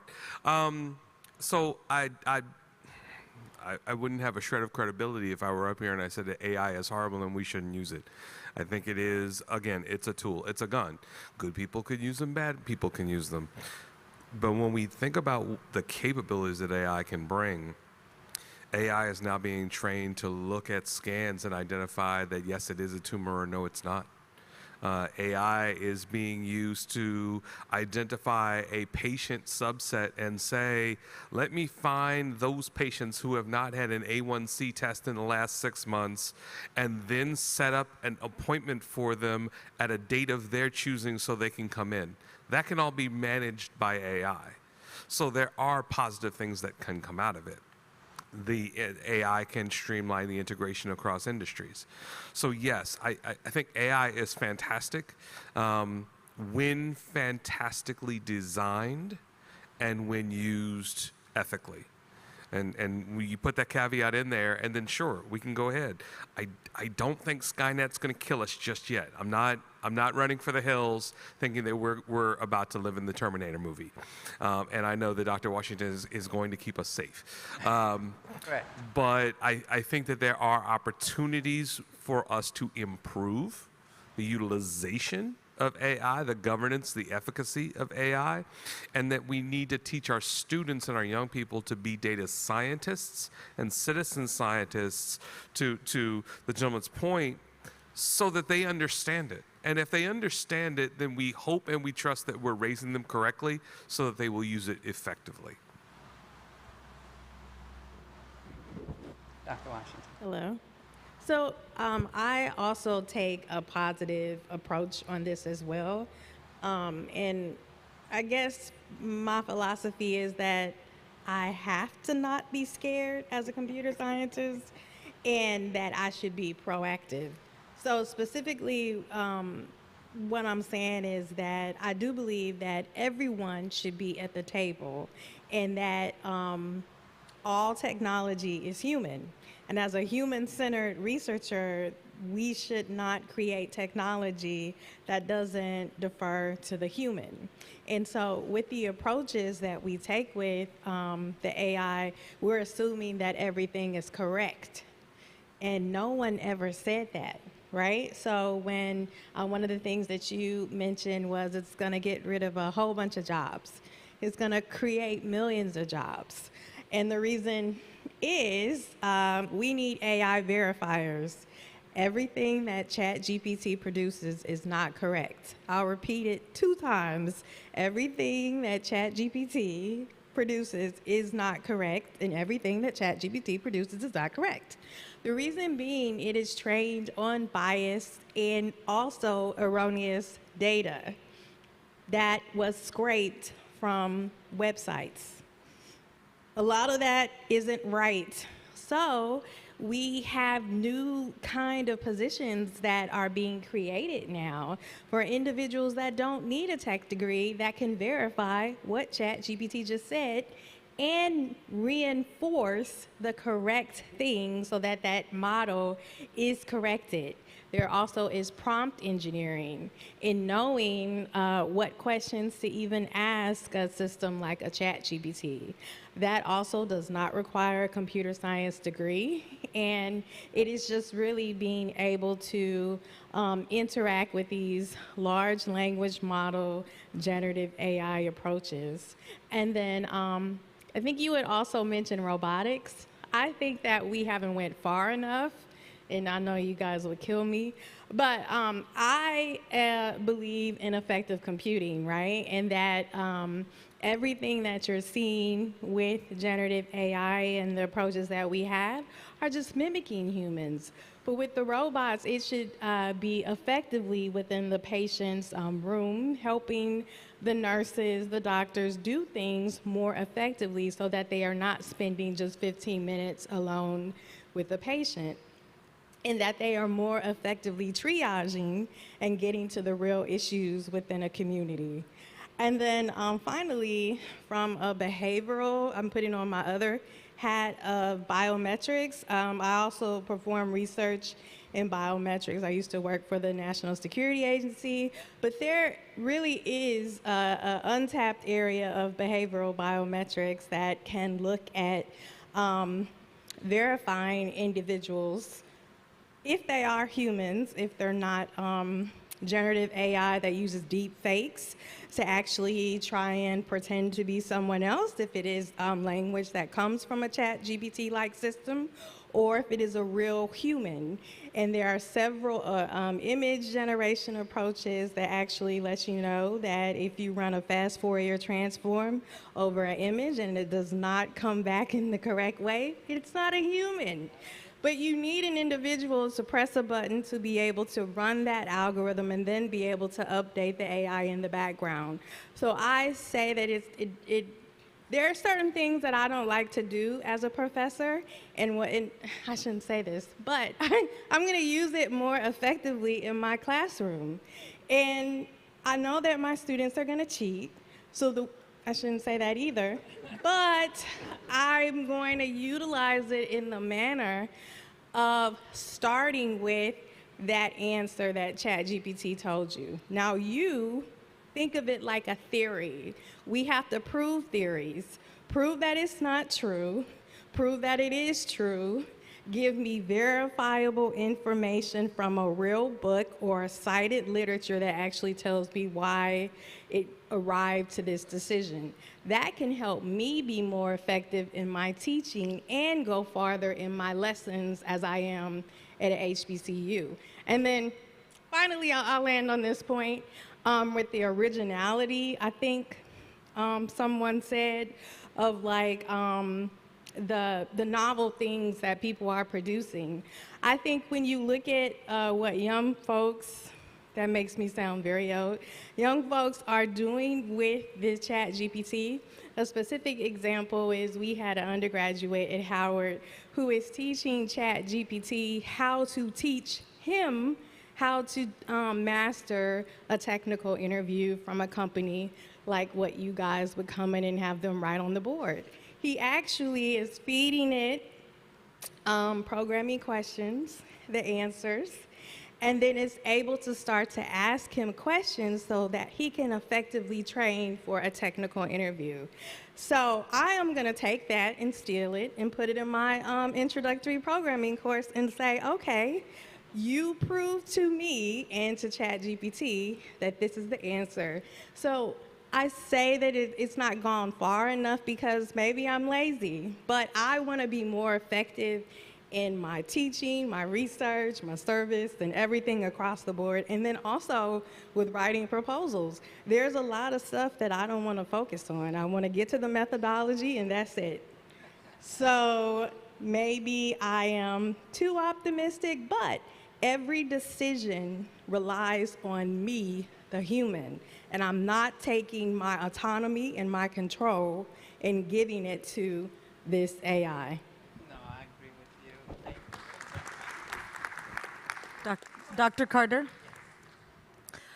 Before we do another round of questions, I wanted to give Mr. Oliveras the chance to give his presentation, and then we'll facilitate another round of questions based on, we'll focus a little more on the security pieces and how we should be thinking about that in the territory, how we should be thinking about how to develop agreements, how we should be thinking to develop policies and procedures, what we'll be asking what's already in place with some of our local organizations, and from the experts what we should put in place. So if we can pause and just give him some time to share a few slides and then come back. Absolutely.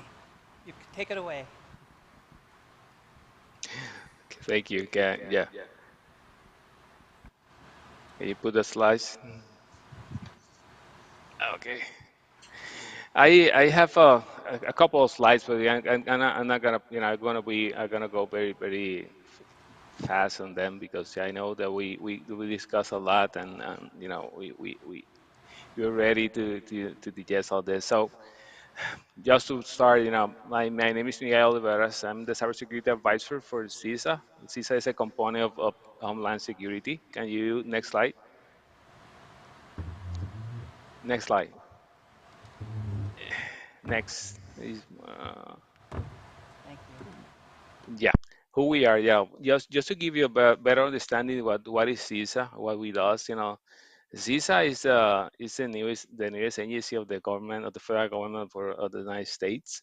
It was established in 2018. It was established to be the United States Cyber Defense Agency, and also we serve as the national coordinator for the critical infrastructure security and resiliency. To lead the effort to better understand, manage, and reduce risk to the cyber and physical infrastructure all Americans depend on every hour of every day. So we are here. We will build to help protect the critical infrastructure of the United States. So what is critical infrastructure? Next slide. Okay, critical infrastructure is defined as all the assets, systems, networks, whether are physical, cyber, that are so vital to the nation that their incapacitation or destruction will have a debilitating effect on national security, the economy, public health, or safety, and our way of life. Next slide. This is the 16 critical infrastructure sectors that the government of the United States, define. We have chemical, commercial facilities, communications, critical manufacturing, dams, and you see it all 16. We're talking today about health. So you belong to the healthcare and public health critical sector. That sector, the management agency for that sector is HHS, but that doesn't mean that CISA help HSS in that. We assist them in everything that have to be with the cybersecurity and physical security. CISA by itself is responsible for 8 of the critical infrastructure sectors. As you see, we were responsible for the chemical one, commercial facility, communications, critical manufacturing, dams, emergency services, information technology, and nuclear reactors, and materials and waste. So basically, we have a lot of work in all the sectors, but we help and we assist the other components in if they have any issues in that matter. So we have people all around. Next slide. We are divided in 10 regions through the United States. Our region is Region 2. Region 2 covers New York, New Jersey, Puerto Rico, and the United States Virgin Islands. We have physical security advisors, we have cybersecurity advisors, and we have chemical inspectors in the field that we cover all that. So Julio Gonzalez is the physical security advisor for Puerto Rico and the Virgin Islands. You know him very well, and I'm the cybersecurity advisor for Region 2. Next slide. So let's talk a little bit about the threats and vulnerability that been seen through the years and lately in the healthcare sector. Next slide. if you know, if you haven't know about this, the care sector is right now is in the is being targeted very hard by Russian institutions since the since the Ukraine war. When the Ukraine war started, all this kind of hackers or whatever, they activated, and they basically declared the war to the United States into the health sector. This is a screen captures of the Telegram's chats of these kind of organizations. One of them is Killnet, that is a Russian one, and then they told that they're gonna hit very hard the healthcare sector a bit, and we already experienced it last year, and we are seeing it every day. So next slide. So one of the biggest concerns that we see in, we see a lot of attacks, a lot of ransomware incidents in the hospitals and organizations, is the data exfiltration. The data breaches that they're exposing a lot of patient data, and these guys, they put it in this sites, in the dark web, and they selling it. They're exposing all that data of the United States citizens, and that's concerning. So that's something that we're, when we talk to the public health sector, we're talking about privacy and tell, hey, you need to put controls in your data, and be careful about where you put the data. You have to put data, encrypt your data at rest, in transit, and in all these stages, because these guys are looking for the data every time they hit you with a ransomware. Next slide. Okay, so in the 2022, 50 million records of United States citizens of patient data what breached with data extracted. So this breaches occurs from with three main factors. Employees mistakes, third party vendors mistakes, and also breaches by themselves. But we're seeing a lot of threats and a lot of mistakes doing from the third party vendors. Sometimes when we speak with our sectors, maybe your organization is compliant and you have everything fine and you have controls in place and all the policies, tools or whatever, but maybe you're doing business with a third party vendor that has access to your network, and that one get hit by a ransomware, and that affect or impact your networks or your data. So we need to be aware of who we're doing business with, and to make sure that they also have all the things in place, the cybersecurity or security controls in place. Next slide. We can go through this. Next slide, please. Next slide. Next slide. Okay, here. The other slide was like like statistics of the data breaches and all that, but this one is something that I want to talk a little bit more, because that slides tell you where did the data breaches occur. Like I mentioned in 2022, the breaches occurred, the 2,252 breaches occurred in the healthcare provider side, 61 in the health plan side, and 394 occurs in the business associate side. That I was talking about, the third party providers, your MSPs, all the ones that are outside of your organization that you do business with. They have access to your networks. They have your data. Maybe you contract them to handle all your information on the data. So we need to make the right thing well and have all the things in place. Next slide.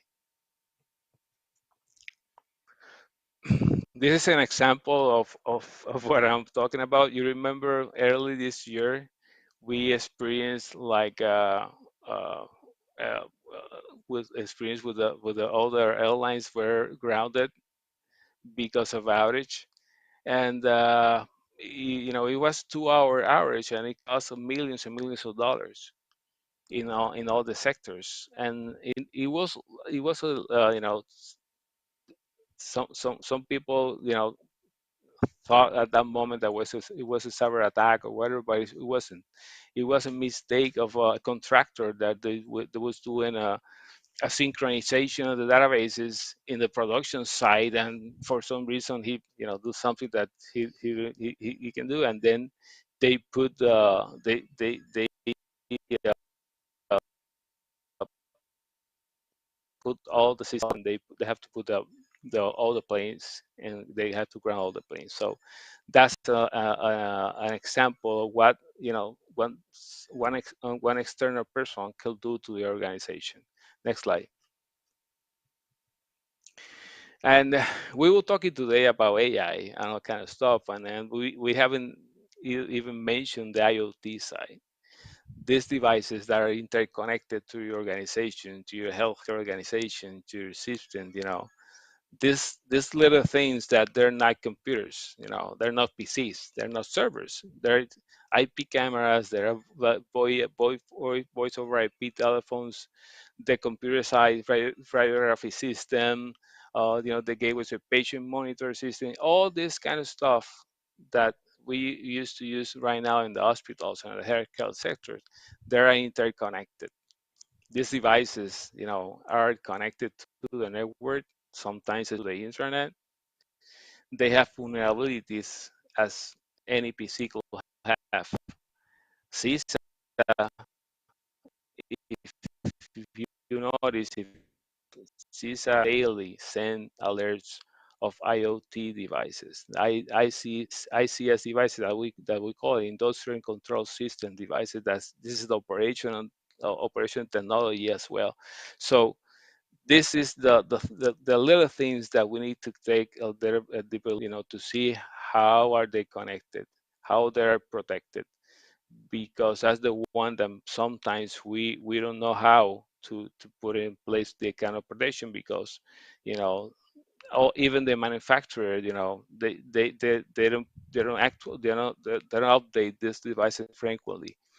So and put it in production, and they know that have some kind of gap or vulnerability, and they just put it in production, and that's the thing that we're as CISA, as praying the voice, and as I mentioned for the first time, yeah, and I will keep mentioning, we're pushing, and we're changing the conversation to these vendors, to these developers. Hey, you need to think about security by design, security by default. You can't rely. We can't rely anymore in the customer, in the consumer. You are the one to build that system. You're the one to know all things about all about that system. So you're the one to need to protect the system. As soon as you put it in production. Next slide. Okay, and this is some cases that that they're they're like starting to raise the awareness about the possible cause of the cybersecurity and the impacts on the healthcare sector. Because we used to talk about, we lost data, we lost our systems, we lost our reputation, we have to pay money, we have all so and so, but we haven't started, talking about the loss of life, the possibility of loss of life.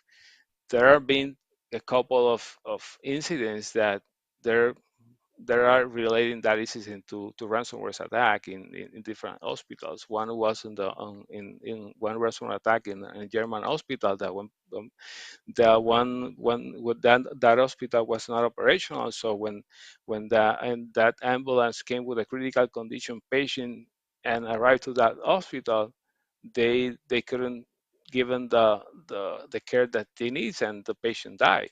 The other incident that we heard about, it was in also in I remember it was, I don't remember the hospital, but they were hit by a ransomware attack, and they used to have all the monitoring and in digital displays on CAF in the neonatal section of the hospital, and these babies were they were in the critical care condition. They yeah, they were like, no, they don't have the monitoring, and they were put it in paper, so they didn't check very well, and the baby died. So next slide. So let's jump to the other slide. So go forward. I will, because I will go to back to the go. Next, next, next, next, next, next, next, next, next, next. Okay, there. Next, next. Okay, next. So I'm gonna go very quickly about our services right now. CISA have a lot of services, free of charge for all the organization critical sectors. We have vulnerability scan services that we can offer to organization free of charge. Okay, and we can see how your perimeter is the same as the hackers are seeing right now. We can take a look at them and give you reports and help you build your security in your perimeter. We do security assessments.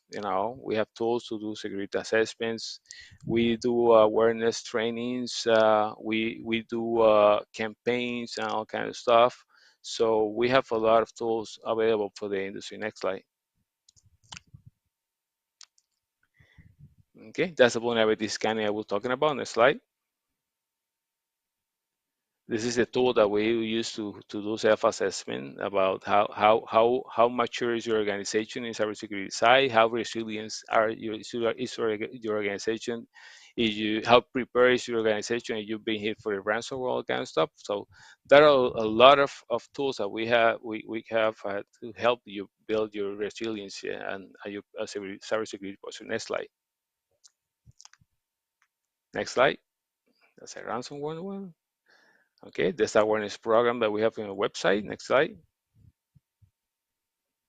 We have this cross-sector cybersecurity performance goals that is like basic baselines and requirements, and you can go there, go through them, and you will see the state of your organization, how it compares to other industries. Next slide. This is our campaign Shields Up. We have in the website, we have a lot of information about cybersecurity best practices. Next slide. Next slide. Tools, more tools. We have this website, stopransomware.gov. If I have a lot of ton of information regarding ransomware that you can educate yourself and you can share with other, even organization or your home or your personal stuff. Next slide. We have our training website. If you have a government account, you have a lot of you can register your account and you have a lot of free trainings there. If you don't have a government public on the right, and you can click there. Next slide. And then this is all the public available free courses for everyone. You can go there and you can register there and you take that 101 cybersecurity stuff for for all the users, management, so you can educate your all the organization to have a better posture and better understanding of what cybersecurity is all about. Next slide.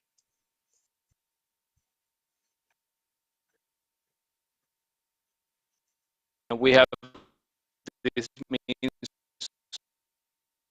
to report, we miss phishing attempts, malware, and vulnerabilities that you can find and you can share with CISA, and CISA will, help you in any matter and to build, like a publication. We share information to other industries to be better protected, and also help you, and in the notification if we notice something that we could impact your organization, we can notify you. Next slide.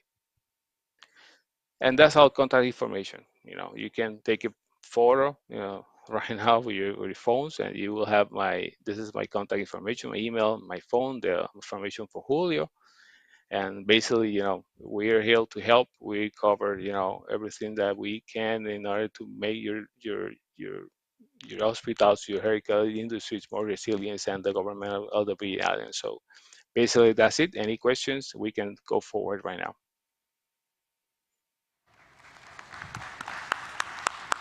Thank you, Mr. Oliveras. Are there any questions about the cybersecurity?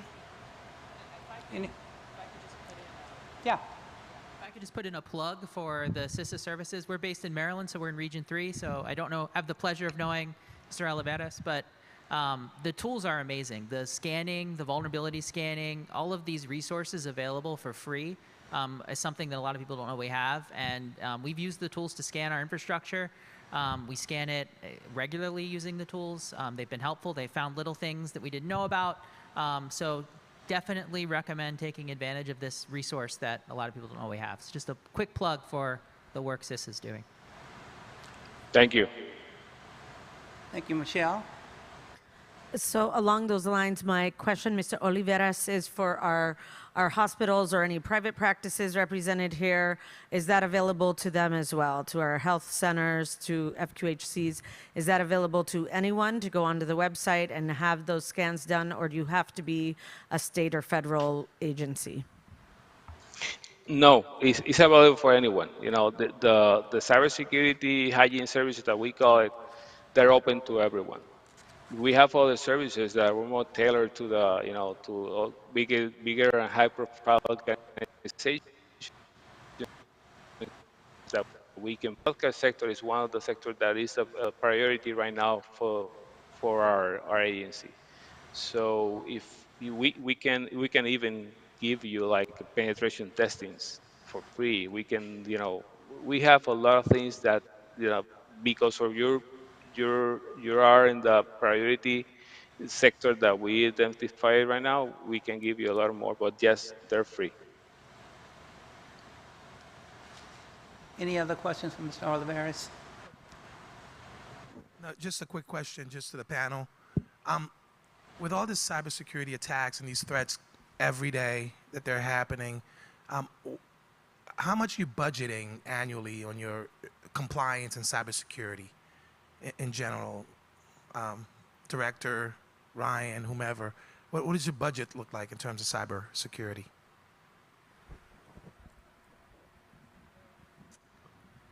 I'd like to say that I'm not going to answer your question about budget for security reasons, but it needs to be more. It does need to be more. Thank you for asking that question, but I'd like to also say that cybersecurity is a journey. It's not really a destination. We're never going to be secure. We're always trying to continue our security journey, and so that investment in cybersecurity is important. I'd also like to say, since I have the opportunity, that I think that cybersecurity is a whole of community effort. I implore everyone here to learn about cybersecurity in your individual lives. Speak the language of cybersecurity. What we find most of the times is that the technical things are easy. We can monitor, and we do. We can see, and we do.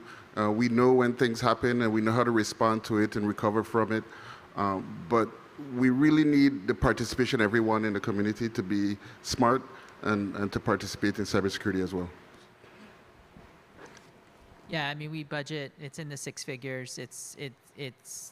But it is mostly the responsibility of the workforce in our teams to be mindful of clicking things in emails and all of that. And there's really no reason to click something in an email that you don't know you're going to get. And there's some basic things to your point that you wouldn't do if you were protecting your house or your car. But when you're in an email or on the internet, you're not thinking that same way. So how do you think about protecting your stuff from threats that could come in over the internet? And I think that's something. But there's just a lot to always be mindful on. There's this big vulnerability now in an SFTP server that just came out, and government agencies are responding to. It's just very hard to keep up, and you just have to be very proactive about it, very smart about it. But it's really about education, understanding, because a lot, if not, and I don't know the data, but most of these threats at least for us, seem to come in the way of it requires a person to make a mistake and click a link or open a document that they shouldn't have opened.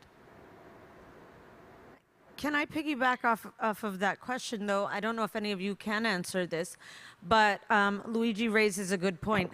He asked, what is your budget? But I would venture to say that most small practices, most small businesses, probably even larger, do not have a budget line for cybersecurity. So my question would be, is that important, and what would you recommend? What gets you outside of the free resources of CISA? What's kind of, you know, for if we're just talking about, you know, a small, medium, and large size, what should people be budgeting, and what should they be thinking of? Or for those who are driving governance, should they be taking this back to their senior leadership and governing councils to say we need to come up with and be advised on a budget for cybersecurity? You just gotta keep talking. Yeah. Test. You turned it off? It looks like it's on. Yeah, it's on. Oh, yeah, it's definitely on now. So, you know, the question was very good, but I was thinking about that we don't have a cybersecurity line item in our budget. But I think a good place to start, because every entity is very different, is you know, really looking at studying, you know, readily available guidelines to establish, you know, like checklist of what, you know, a secure, like the multi-tiered layers of cybersecurity that are required for pretty much every agency. So, you know, we're a middle mile provider, so a lot of what we do could only protect you to pretty much your telecom closet. You know, somebody comes in there with you know, if you have a poorly secure system, you know, within the site, we don't monitor your traffic. If you're sending viruses out to your other office or the network, we, you know, in many cases, it's you know, invisible to us as well. So, you know, I think considering, you know, and I believe CISA, and I must say too, via NGN has been using these services for probably 5 to 6 years. We use them weekly. They're extremely powerful, similar to what Ryan said. You know, there were some things that we found very early on. You know, I got my report this morning, you know, not knowing that I was going to be meeting Mr. Oliveras today, which was just like, this is great. But it's a very powerful service, and it is free of charge. So in my mind, it's not budgeted at all. But what you do have to spend some resources is making sure that your IT or your staff is fully trained. So we have, you know, not weekly, probably monthly mandatory training that teach everybody, you know, from things that are ransomware, mobile phone safety. We just recently got mobile phones, and these things that are more of a burden for me in my department, but it doesn't really drastically, you know, change, you know, all the way to that level. That in understanding the mitigation measures or the preventative measures that you would have to put in place once you study these pre-approved guidelines that you can find for free all over the internet, that's when you're going to start figuring out what it means for your budget. Because if you do not have a modern firewall, you know, in your office today, and you need to update the firmware, NIST will probably, CISA will probably tell you, hey, your you know, you got a firewall, your firmware is old. Like, so you don't have the protections that you need. You know, you will need to, like, then decide, you know, if I have a small office where I'm pretty much just selling lemonade, you know, that might mean, you know, 5% of my budget, you know, is going to be used to put this into the system. And, you know, if you have something larger, you know, or somebody like me, we have a company that extends the reaches of all of the Virgin Islands. It is the backbone for all of the infrastructure, communication between a lot of government offices and hospitals. But I also just only have about 30 employees. So in terms of what I have to worry about protecting is the core to your closet as what I'm going to do to protect my customers, you know, the users. But I only have to worry about my 30 people being trained and vigilant. So my costs are probably going to be a lot more palatable versus if I had a 200 you know, plus staff and things of those nature. So those are some of the things to consider. Hopefully that gives some clarity on what type of money you're going to spend. You could probably do a lot of this with no money and a lot of time. you could get a lot done, and just to make sure that you're protecting yourself and making sure that everybody is aware of the threats. So, Mr. Oliveros, Yeah, can I add something very quickly? Yeah. Yeah, go And ahead. that definitely is, something that, sometimes, when we're talking about cybersecurity budget, we know that security, costs money, even physical cyber. But basically, the thing that we're seeing through the years is like these bad actors are taking advantage of the little things, the low-hanging fruits. They're not like the breaches are not coming for the like attacking big things. It's like the phishing, okay? Phishing, social engineering, and that's education, okay? That's security awareness education to your people. The other big thing that is related to that kind of attacks are poor passwords. People are still using weak passwords. So we encourage multi-factor authentication and to protect your password. So because these hackers are taking advantage and compromises accounts, and then once they compromise one account, they get access to all your networks and move and do a lot of things. And all the other one is software updates. If you don't keep up with the updates on your networks or even in your phone, So these three basic things, phishing that is taking care of awareness, poor passwords that is put a strange password, add an additional layer of protection on your password using multi-factor authentication, and software updates. So that's not gonna cost you too much. And if you put that in place, your risk factor will go low. And some cybersecurity expert in the past, I heard this statement from him, and I use it a lot. And he says, all the incidents happens only by two things. One is someone did something that it doesn't supposed to do, or someone did not do something that is supposed to do. So basically, if you think about it a little bit, that's basically the two things that we have to be more aware of it. So uh, as CISA, you will hear a lot of us, keep saying and saying and talking about the basics, the basic requirements, password, multi-factor, software updates, and so. Because if you take care of the little things, you strengthen your network, you strengthen your life and your privacy and your data. And like Director Ross mentioned, cybersecurity is a matter of everyone. It's everyone's responsibility, and we need to take that very seriously. I was going to ask you, are you aware of any AI tools that could help at the point where most of these attacks are occurring? For instance, and this might be a good project for your students. I mean, most of these things are very simple, that somebody clicks on something, but if they had read the email, it has something that makes you aware that this is probably not the right thing to click on. Is there any software tools that you're aware of that uses natural language processing that could look at an email and say, don't click on this, or at least give you a notice that says this may be, you understand what I'm saying? Are there AI tools like that? Not that I know. Maybe, but not that I know. So one of the things I wanted to jump in here, when you talk about budget, oftentimes we think about it, is there budget for that? The better spend on your budget is probably your cloud infrastructure and your IT infrastructure. And if you can harden that, you're probably knocking down 90% of the issues that you might have. And not a shameless plug. Microsoft Security, Google, AWS, those cloud providers are spending a lot of time and a lot of that budget that you're talking about and taking care of that. And so I know as an employee, they used to hit us over the head all the time about we had to take care of that.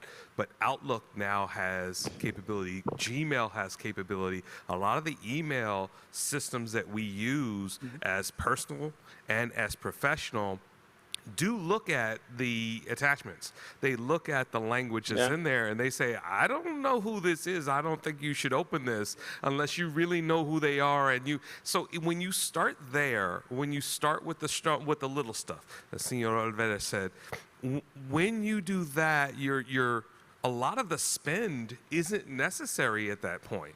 You don't need that extra budget. Now, if you're an innovator, if you're an entrepreneur, you're not thinking about that. So there are things that you can do and let those other systems take care of it for you. I would also like to say, I think that we need to also step back with the interface. We're putting the onus only on the human, which there are many, older, younger, whatever, who make mistakes with, opening emails. And there's this element of usable security that adds different interface elements so that individuals of different learning capacities can understand the detriment to their systems before they click on them. So a way that Chrome is experimenting with this is showing the cybersecurity threat using different color, lighting, images, animation.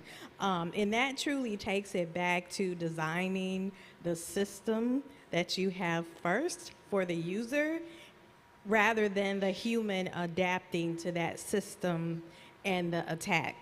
And it really is, I think you said education, but then also the systems that we have, all humans are assuming that, everything that comes from them is going to be great. I'm unsure where that assumption came from. And maybe I'm an older individual, and that should not be the case. It should be that there should be ways that we present the information to them so that they can make an educated decision relative to their knowledge. Other questions? Right here. I would like to just add real quick, just continuing the budget conversation here. I think a lot has to do with the journey, where you are in that journey. So if you're starting off in the cybersecurity hygiene journey, you're going to have to play some catch up, right? So I think over time you need to determine as a cybersecurity planning strategy what's going to be my budget and how it's going to be changing during that journey. Organizations that are far ahead on that journey might have stabilized at a lower rate already and might not need to play so much catch up on that sense. But I wanted to ask a question real quick. A lot has been said today about education, especially in our children and younger generation. I do a lot of cybersecurity consulting myself, so one of the challenges we see in our organizations every day is senior leadership engagement. So what kind of strategies and, I don't know, tips, tricks to the audience here, implementation tactics to make sure our senior leadership is committed with us during this journey? Hello, testing. Okay. I'll take a crack at that initially. I remember when I consulted early in the 2000s, this is getting to the budget question.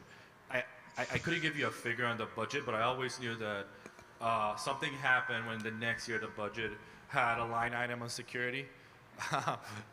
Nothing gets executives talking about cybersecurity when they lose a couple $100,000 on a cyber attack or something happens. This is something that over my 50 years of consulting, I've been cracking my head on it, using tools like change management, different approaches on how to involve senior leadership in certain aspects of organizational development that they might not see as valuable or might not see as necessary. It is, my experience has been, whether I'm part of the organization or I'm coming in as a consultant, has always been finding someone that can be a champion. If you find one leader that understands it and gets the importance of, and in this case, it can be anything. It can be cybersecurity. It can be any other methodology or organizational value or goal that you think is important. if you find your one champion and you build from that, you can create, I think, traction where you can use that and then start building education for the staff. And usually the staff will follow, but you got to find that one champion, that one individual. My strategy in the past has been going to the CFO, because typically those are the folks that if you can make the case that, hey, cybersecurity attack could cost us a couple $100,000. I mean, I've got war stories about organizations that I've seen lost money on ransomware attacks. So yeah, it's usually you start with someone, find a champion, and you go from there. Did you want to comment, Mr. Ross? No? Okay. Well, is there any other questions?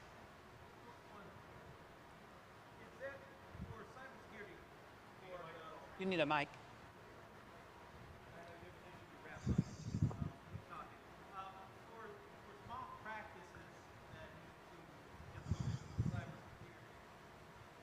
Usually outsource that you know, to the IT tech guy in the community. Multiple practices may use them. So has anyone made some type of certification process for the IT who can say they are medical IT certified? A program where people can get in and get educated each year and updated CME, I don't know, CME-like thing annually, semi-annually, and that way the practice is not so dependent on I don't have to go and look and wait for the next article to come out and then ask my IT guy to do it. We have 1 minute, so can somebody answer that question? Sir, yes. Oh, CC, you know? Yeah, I'll turn it over to Mr. LeBlanc. He's a commissioner in the Direct Trust ENAC accreditation program. Yeah, which they do. We have 1 minute to explain ENAC. Yeah, I think, those of us who were here heard from the ENAC and Direct Trust. They've merged as an organization that does compliance and cybersecurity, specifically in healthcare. I have to say I struggle with it a lot. I'm one of the commissioners, and I do struggle with the cost issue because I still think it's a burden for small practices. We go through it every 2 years, and it's a lot. I'm sure Ryan can speak to it because they have to do it. They have to do that, and they have to do high trust and other things. So I think it's a necessary evil in some cases. For us, it started out because Maryland required it. For practices to support providers as they were adopting certified technology. And so I think the verdict's out as to what's the right size of an organization who should go through a certification. What I'm recognizing is as we're maturing and doing business with insurance companies, they're requiring it, so it's just a part of doing business.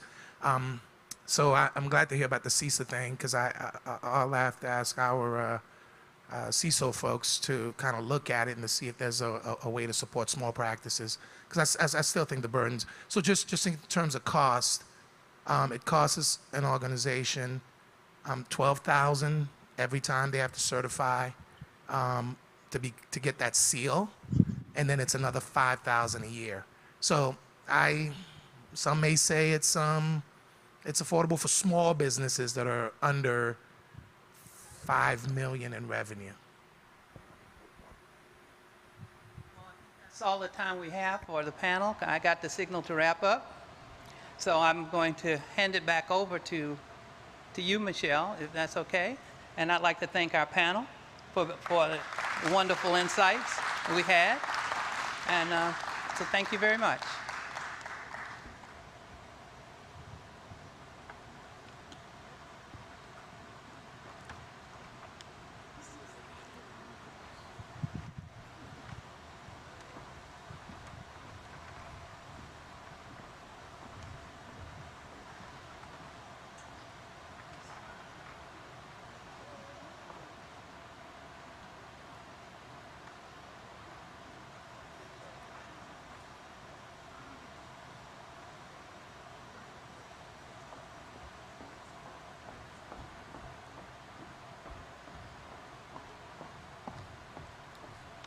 Can we thank that panel again, please? That was great, great information. And I'm sure this conversation could go on forever, especially when we were talking about whether the vacuum robot will kind of pull a move on us and attack us in our sleep.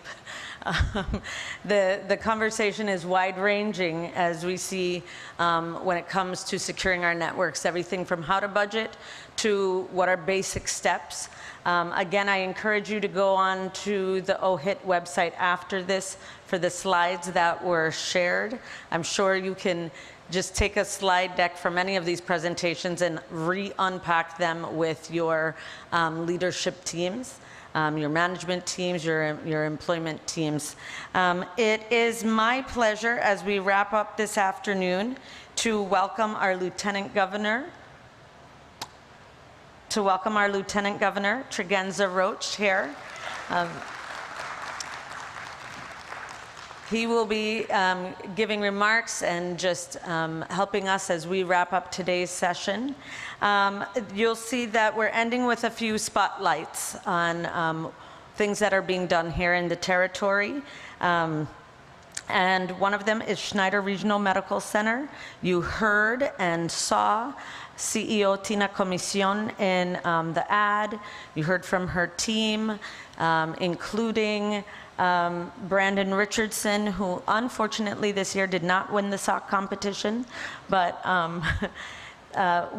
she's going to share an important collaboration with Howard University, as well as other things that the hospital is continuing to do as they invest in their infrastructure to improve digitally to provide better healthcare services and options. Tina Comisión, CEO, welcome to the stage.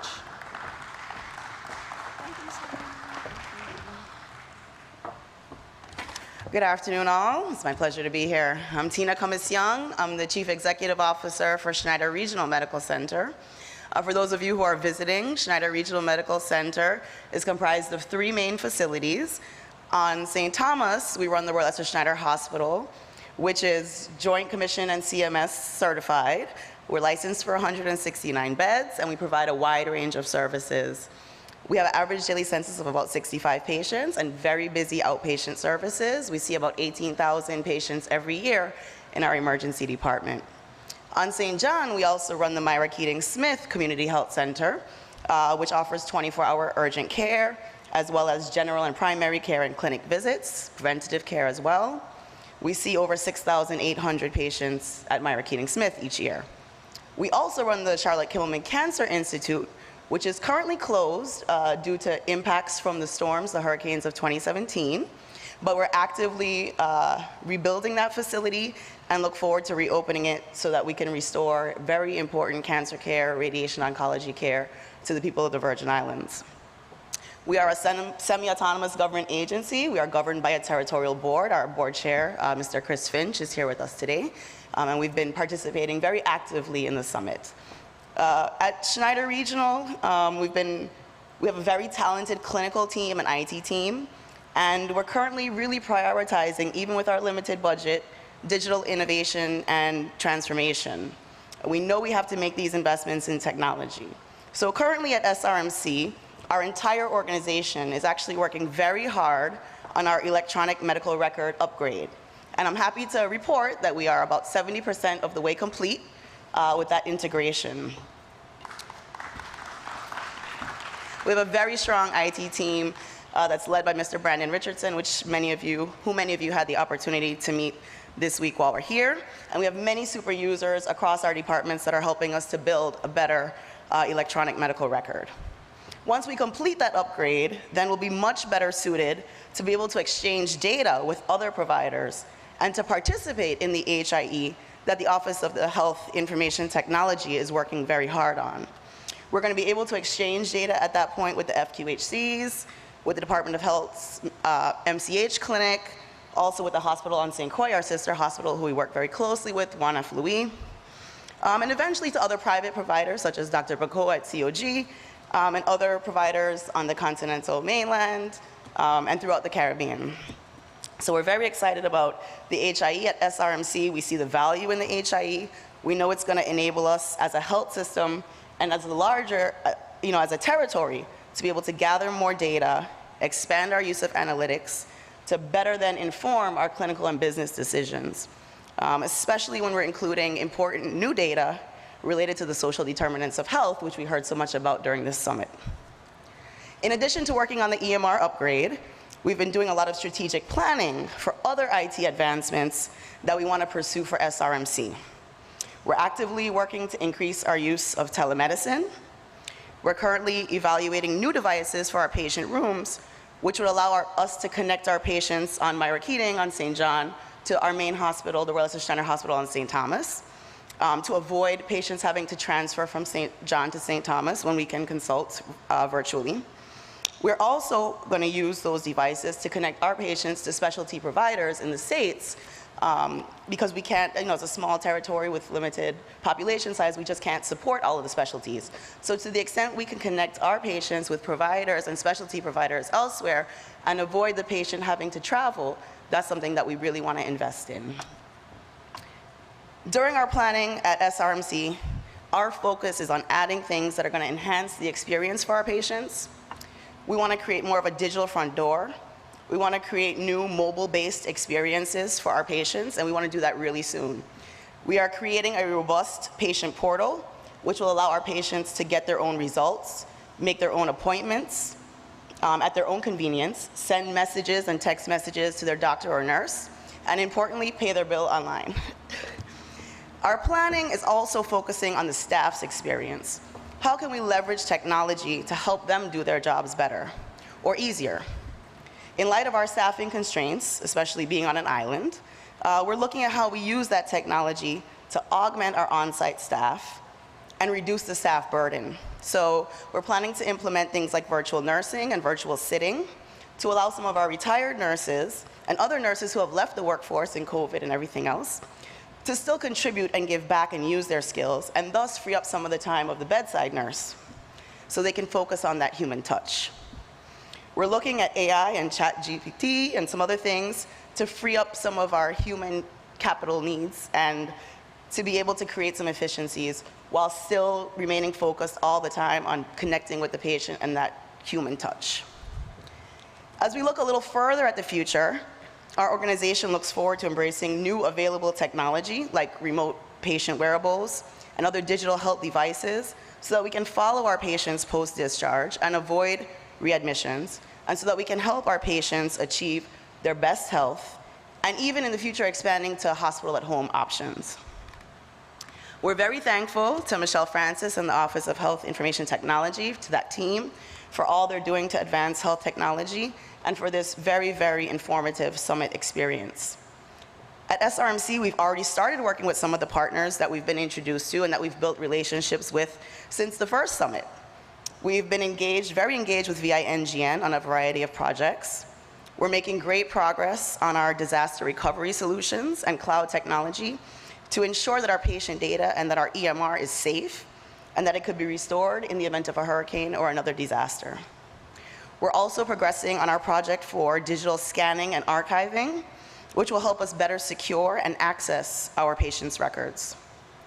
We're very excited about working with Howard University on an interesting telepharmacy project, which is going to ultimately help us to ensure that our patients get the follow-up and get the medications that they need after discharge, which will also help us avoid readmission.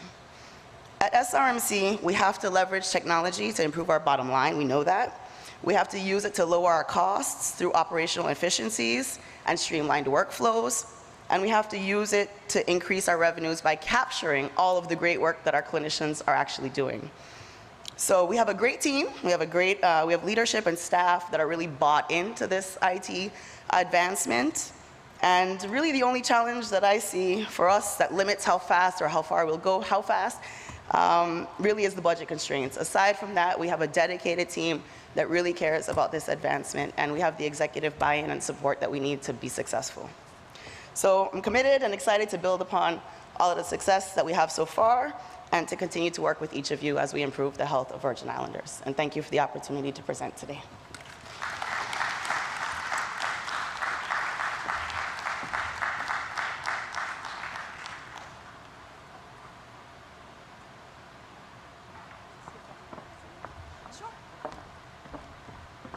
Before I let Tina go, does anyone have any questions for CEO Comisión?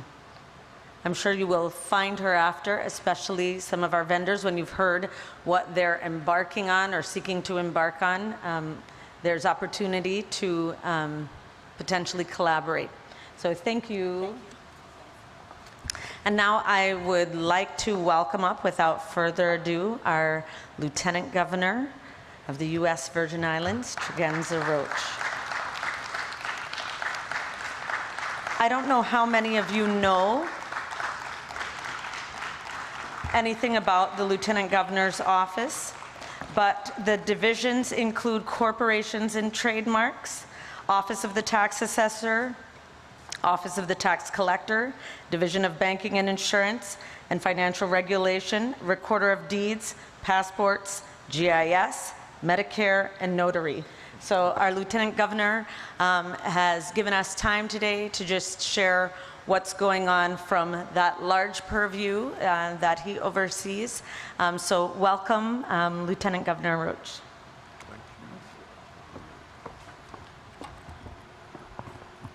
Good afternoon. It's a pleasure to be here. I was thinking this whole health is an obsessive issue for us in the territory. And my own mom, I don't think she would mind, she doesn't like me sharing her age, but I don't think she would mind me sharing with you her birth year. You could add it up if you want, right? 1935. And which means she's making 88 this year. And it's wonderful to have her vibrant. She still is in the garden and everything. But she suffers from glaucoma. And glaucoma compounded by a congenital eye issue that you can't look at her and tell. But if you're an ophthalmologist, you'll know, right? And she called me this morning and she said she was looking at some photographs of me on my sister's phone at an event we had yesterday. And she said, you look tired. You need to take a few days off. You need to get some rest. So I got to the office and like, oh my God, even my mother's saying I'm looking tired, right? And as I was sitting there, I went with her to her eye exam last Thursday. And she couldn't call some of the letters. I was watching her go through. And I said, oh my God, my mother can actually look at a picture on the phone and see that I look tired. This is great. There's always a positive, right, in everything. She could see this photo and say, wow, you look tired. So I was happy for that, and it underscored for me to always be looking for the silver lining, right? So in this role as banking and insurance commissioner, the one that comes up most prominently, because that takes up the bulk of our time. Before now, it had really been dedicated, much of the work was about property and casualty, because we are in this hurricane belt, and we also are on this fault plate, the Caribbean plate that is button up on the Atlantic plate or whatever, and we're also prone to earthquakes. I think they said we get something between Puerto Rico and the Virgin Islands, something like 50 earthquakes every day, most of which are not perceptible to us. They're perceptible to the houses that get cracks and things like that. So we had been largely consumed by issues of property and casualty. When we came before the National Association of Insurance Commissioners we achieved accreditation by that national body, we had some more conversations about health insurance, and particularly a specific area of the Insurance Guarantee Fund, which we have set aside a pool of money that supports policyholders if a company which offers property and casualty insurance goes insolvent, and we bail out the customer, essentially. Well, the model law that we adopted includes now protection for policyholders of health insurance policies in the event of an insolvency as well. So a good area of progress, I believe, in that area. Now, just recently, I was at a meeting of the lieutenant governors throughout the country, and there was a presentation by CMS, and they were touting the Affordable Care Act now in its 13th year, and there was a feeling that with regard to this country, like the act is kind of on track, right? And I was the only territorial lieutenant governor present at this meeting. And so I put up my hand and I said, you know, I'm really happy for you that the Affordable Care Act is making its inroads, but I just want to remind you that when you give the reports that look at health in the states, you ought to pay attention to the territories, because the Affordable Care Act did not extend its mandate to any of us, or almost 4 million people who live in Puerto Rico, American Samoa, Guam, the Northern Mariana Islands, and of course, our precious territory, the US Virgin Islands. And so when we have these conversations, Dr. Ellis told me she was going to mention in her discussions today that we were finally able to attract a company in this year. We took an entire year reviewing this company that is now offering an individual health product in the territory. And a lot of people, when you share this with them, they don't really understand that it's a really big deal, because it really shouldn't be a really big deal, right? But this colonial status that we share with these territories and the implications of it are things that we have to remind people about all the time, and we have to remind each other all the time, because the frustrations that we experience, sometimes we throw the torches at one another when that's really counterproductive, because our status and what comes with it is really a critical issue. A reporter, so when I was a senator in the legislature up to 2018, and we had formed the task force in 2016 of senators and representatives from this same banking and insurance division to work on getting back this insurance product. That was 2016. That's 7 years ago. And we finally accomplished it. And I was so embarrassed and insulted when a newspaper reporter asked me, when we held a press conference to announce it, if we had not tried harder to get them here because the government and people like myself are already covered by the Cigna policy that the government holds. And I was like, what a total lack of understanding of what the absence of a health insurance mandate means. We are 55,000 people in St. Thomas and perhaps 55,000 people in St. John. 300 million people have a mandate that say they should have insurance. Where will the companies go? Where will they go? It's just logic, right? And that's not just the only example of how this comes to bear on us. The Supreme Court of the United States in 2022 decided a case, Vallejo Madero. This was a case of a Puerto Rican living in New York, receiving SSI benefits, which we do not get, right? That's disabled, elderly, I guess poor, right? We don't get it. They don't get it in Puerto Rico. So he was receiving it when he lived in New York, and he continued receiving it when he decided to move back to Puerto Rico. And at some point, Social Security, you know how long it takes for them to get to the records, they had paid him out maybe about $28,000 by the time they recognized that he had moved. And now they were suing him for the return of the SSI benefits that he had received while living in Puerto Rico. And the case went to the US Supreme Court. And you know what the US Supreme Court said? He wasn't entitled to it.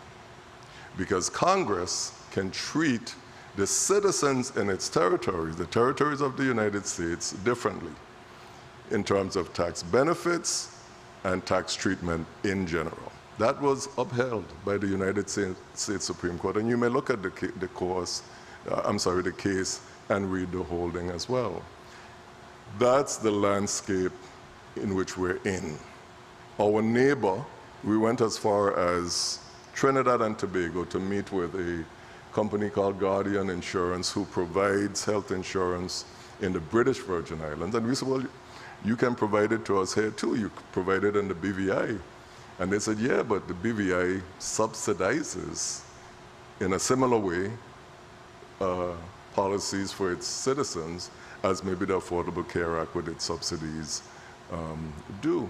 So when I tell somebody, we had an election and they asked me everything else other than what kept me up at night.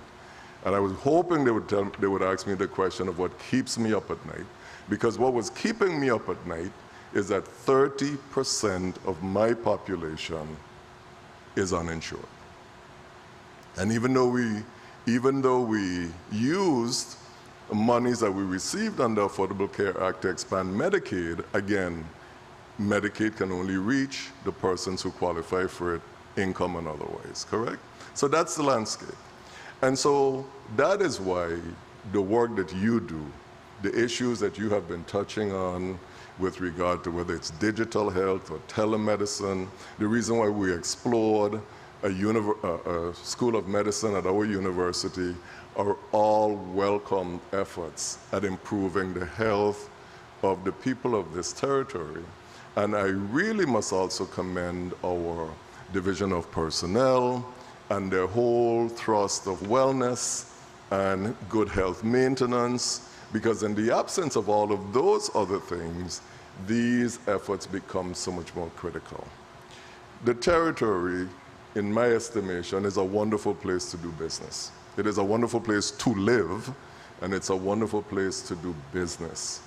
We are, in our divisions at the Recorder of Deeds, streamlining the processes where you have internet access to everything we do, property records, etc., 24/7, doing business with the entity 24/7. The agencies of our government have, in so many ways, benefited from that technology.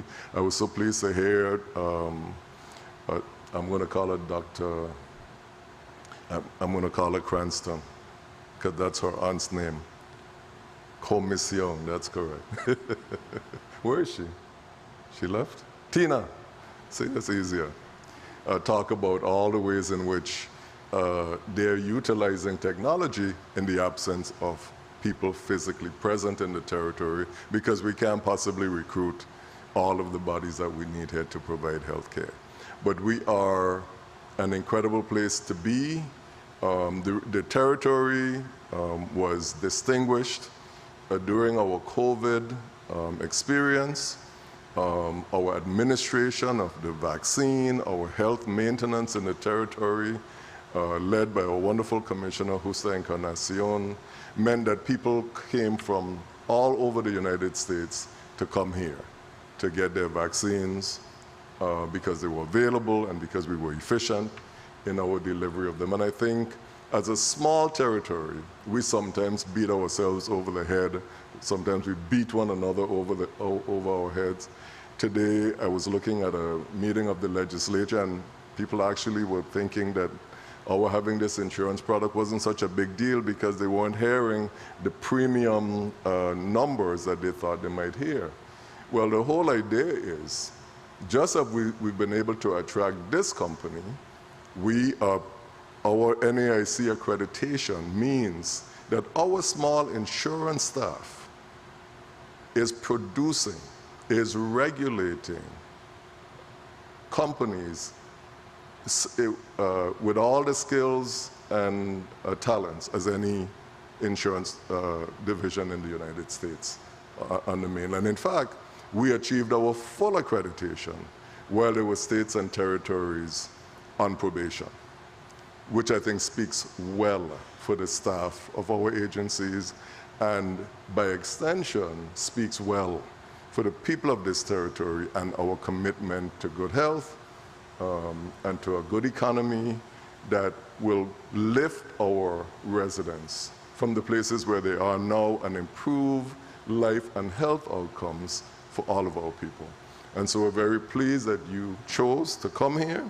The ones of you who've traveled, I met some last year, and I met some others at the reception last evening, and I really appreciate the private sector elements that have combined with you and are here to share their resources with us as well. So thank you so very much on my behalf, on behalf of our Governor, Albert Bryan Jr., and on behalf of the people of the United States Virgin Islands.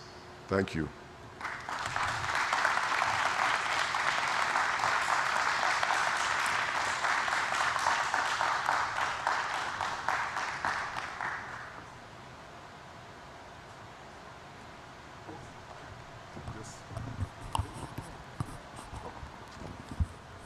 So we have wrapped up day 2.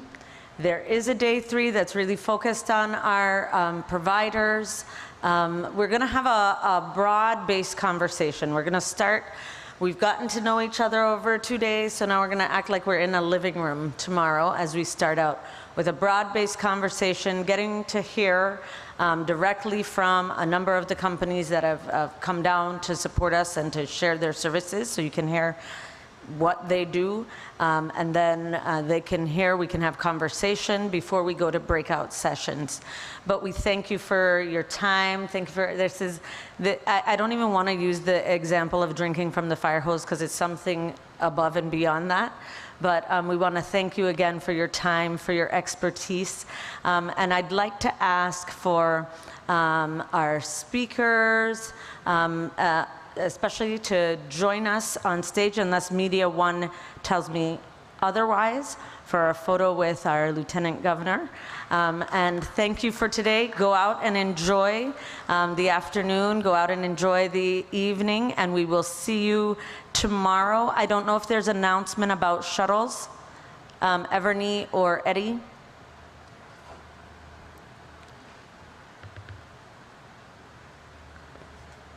As soon as I hear about shuttles, I will let you know. But yes, Damon, that would mean you as well. Make your way here. Dr. Ford, Chairman Finshu too, please. CC. Okay, we do have shuttles outside. So, and for the Economic Development Authority reception, there is a shuttle to Lanai at Lime Tree. So if we hope that especially our out-of-town guests will be there to hang out and talk more about the benefits of doing business here. Lanai at Lime Tree, 6 p.m. There will be shuttles available for that as well. All right, we have most folks on stage?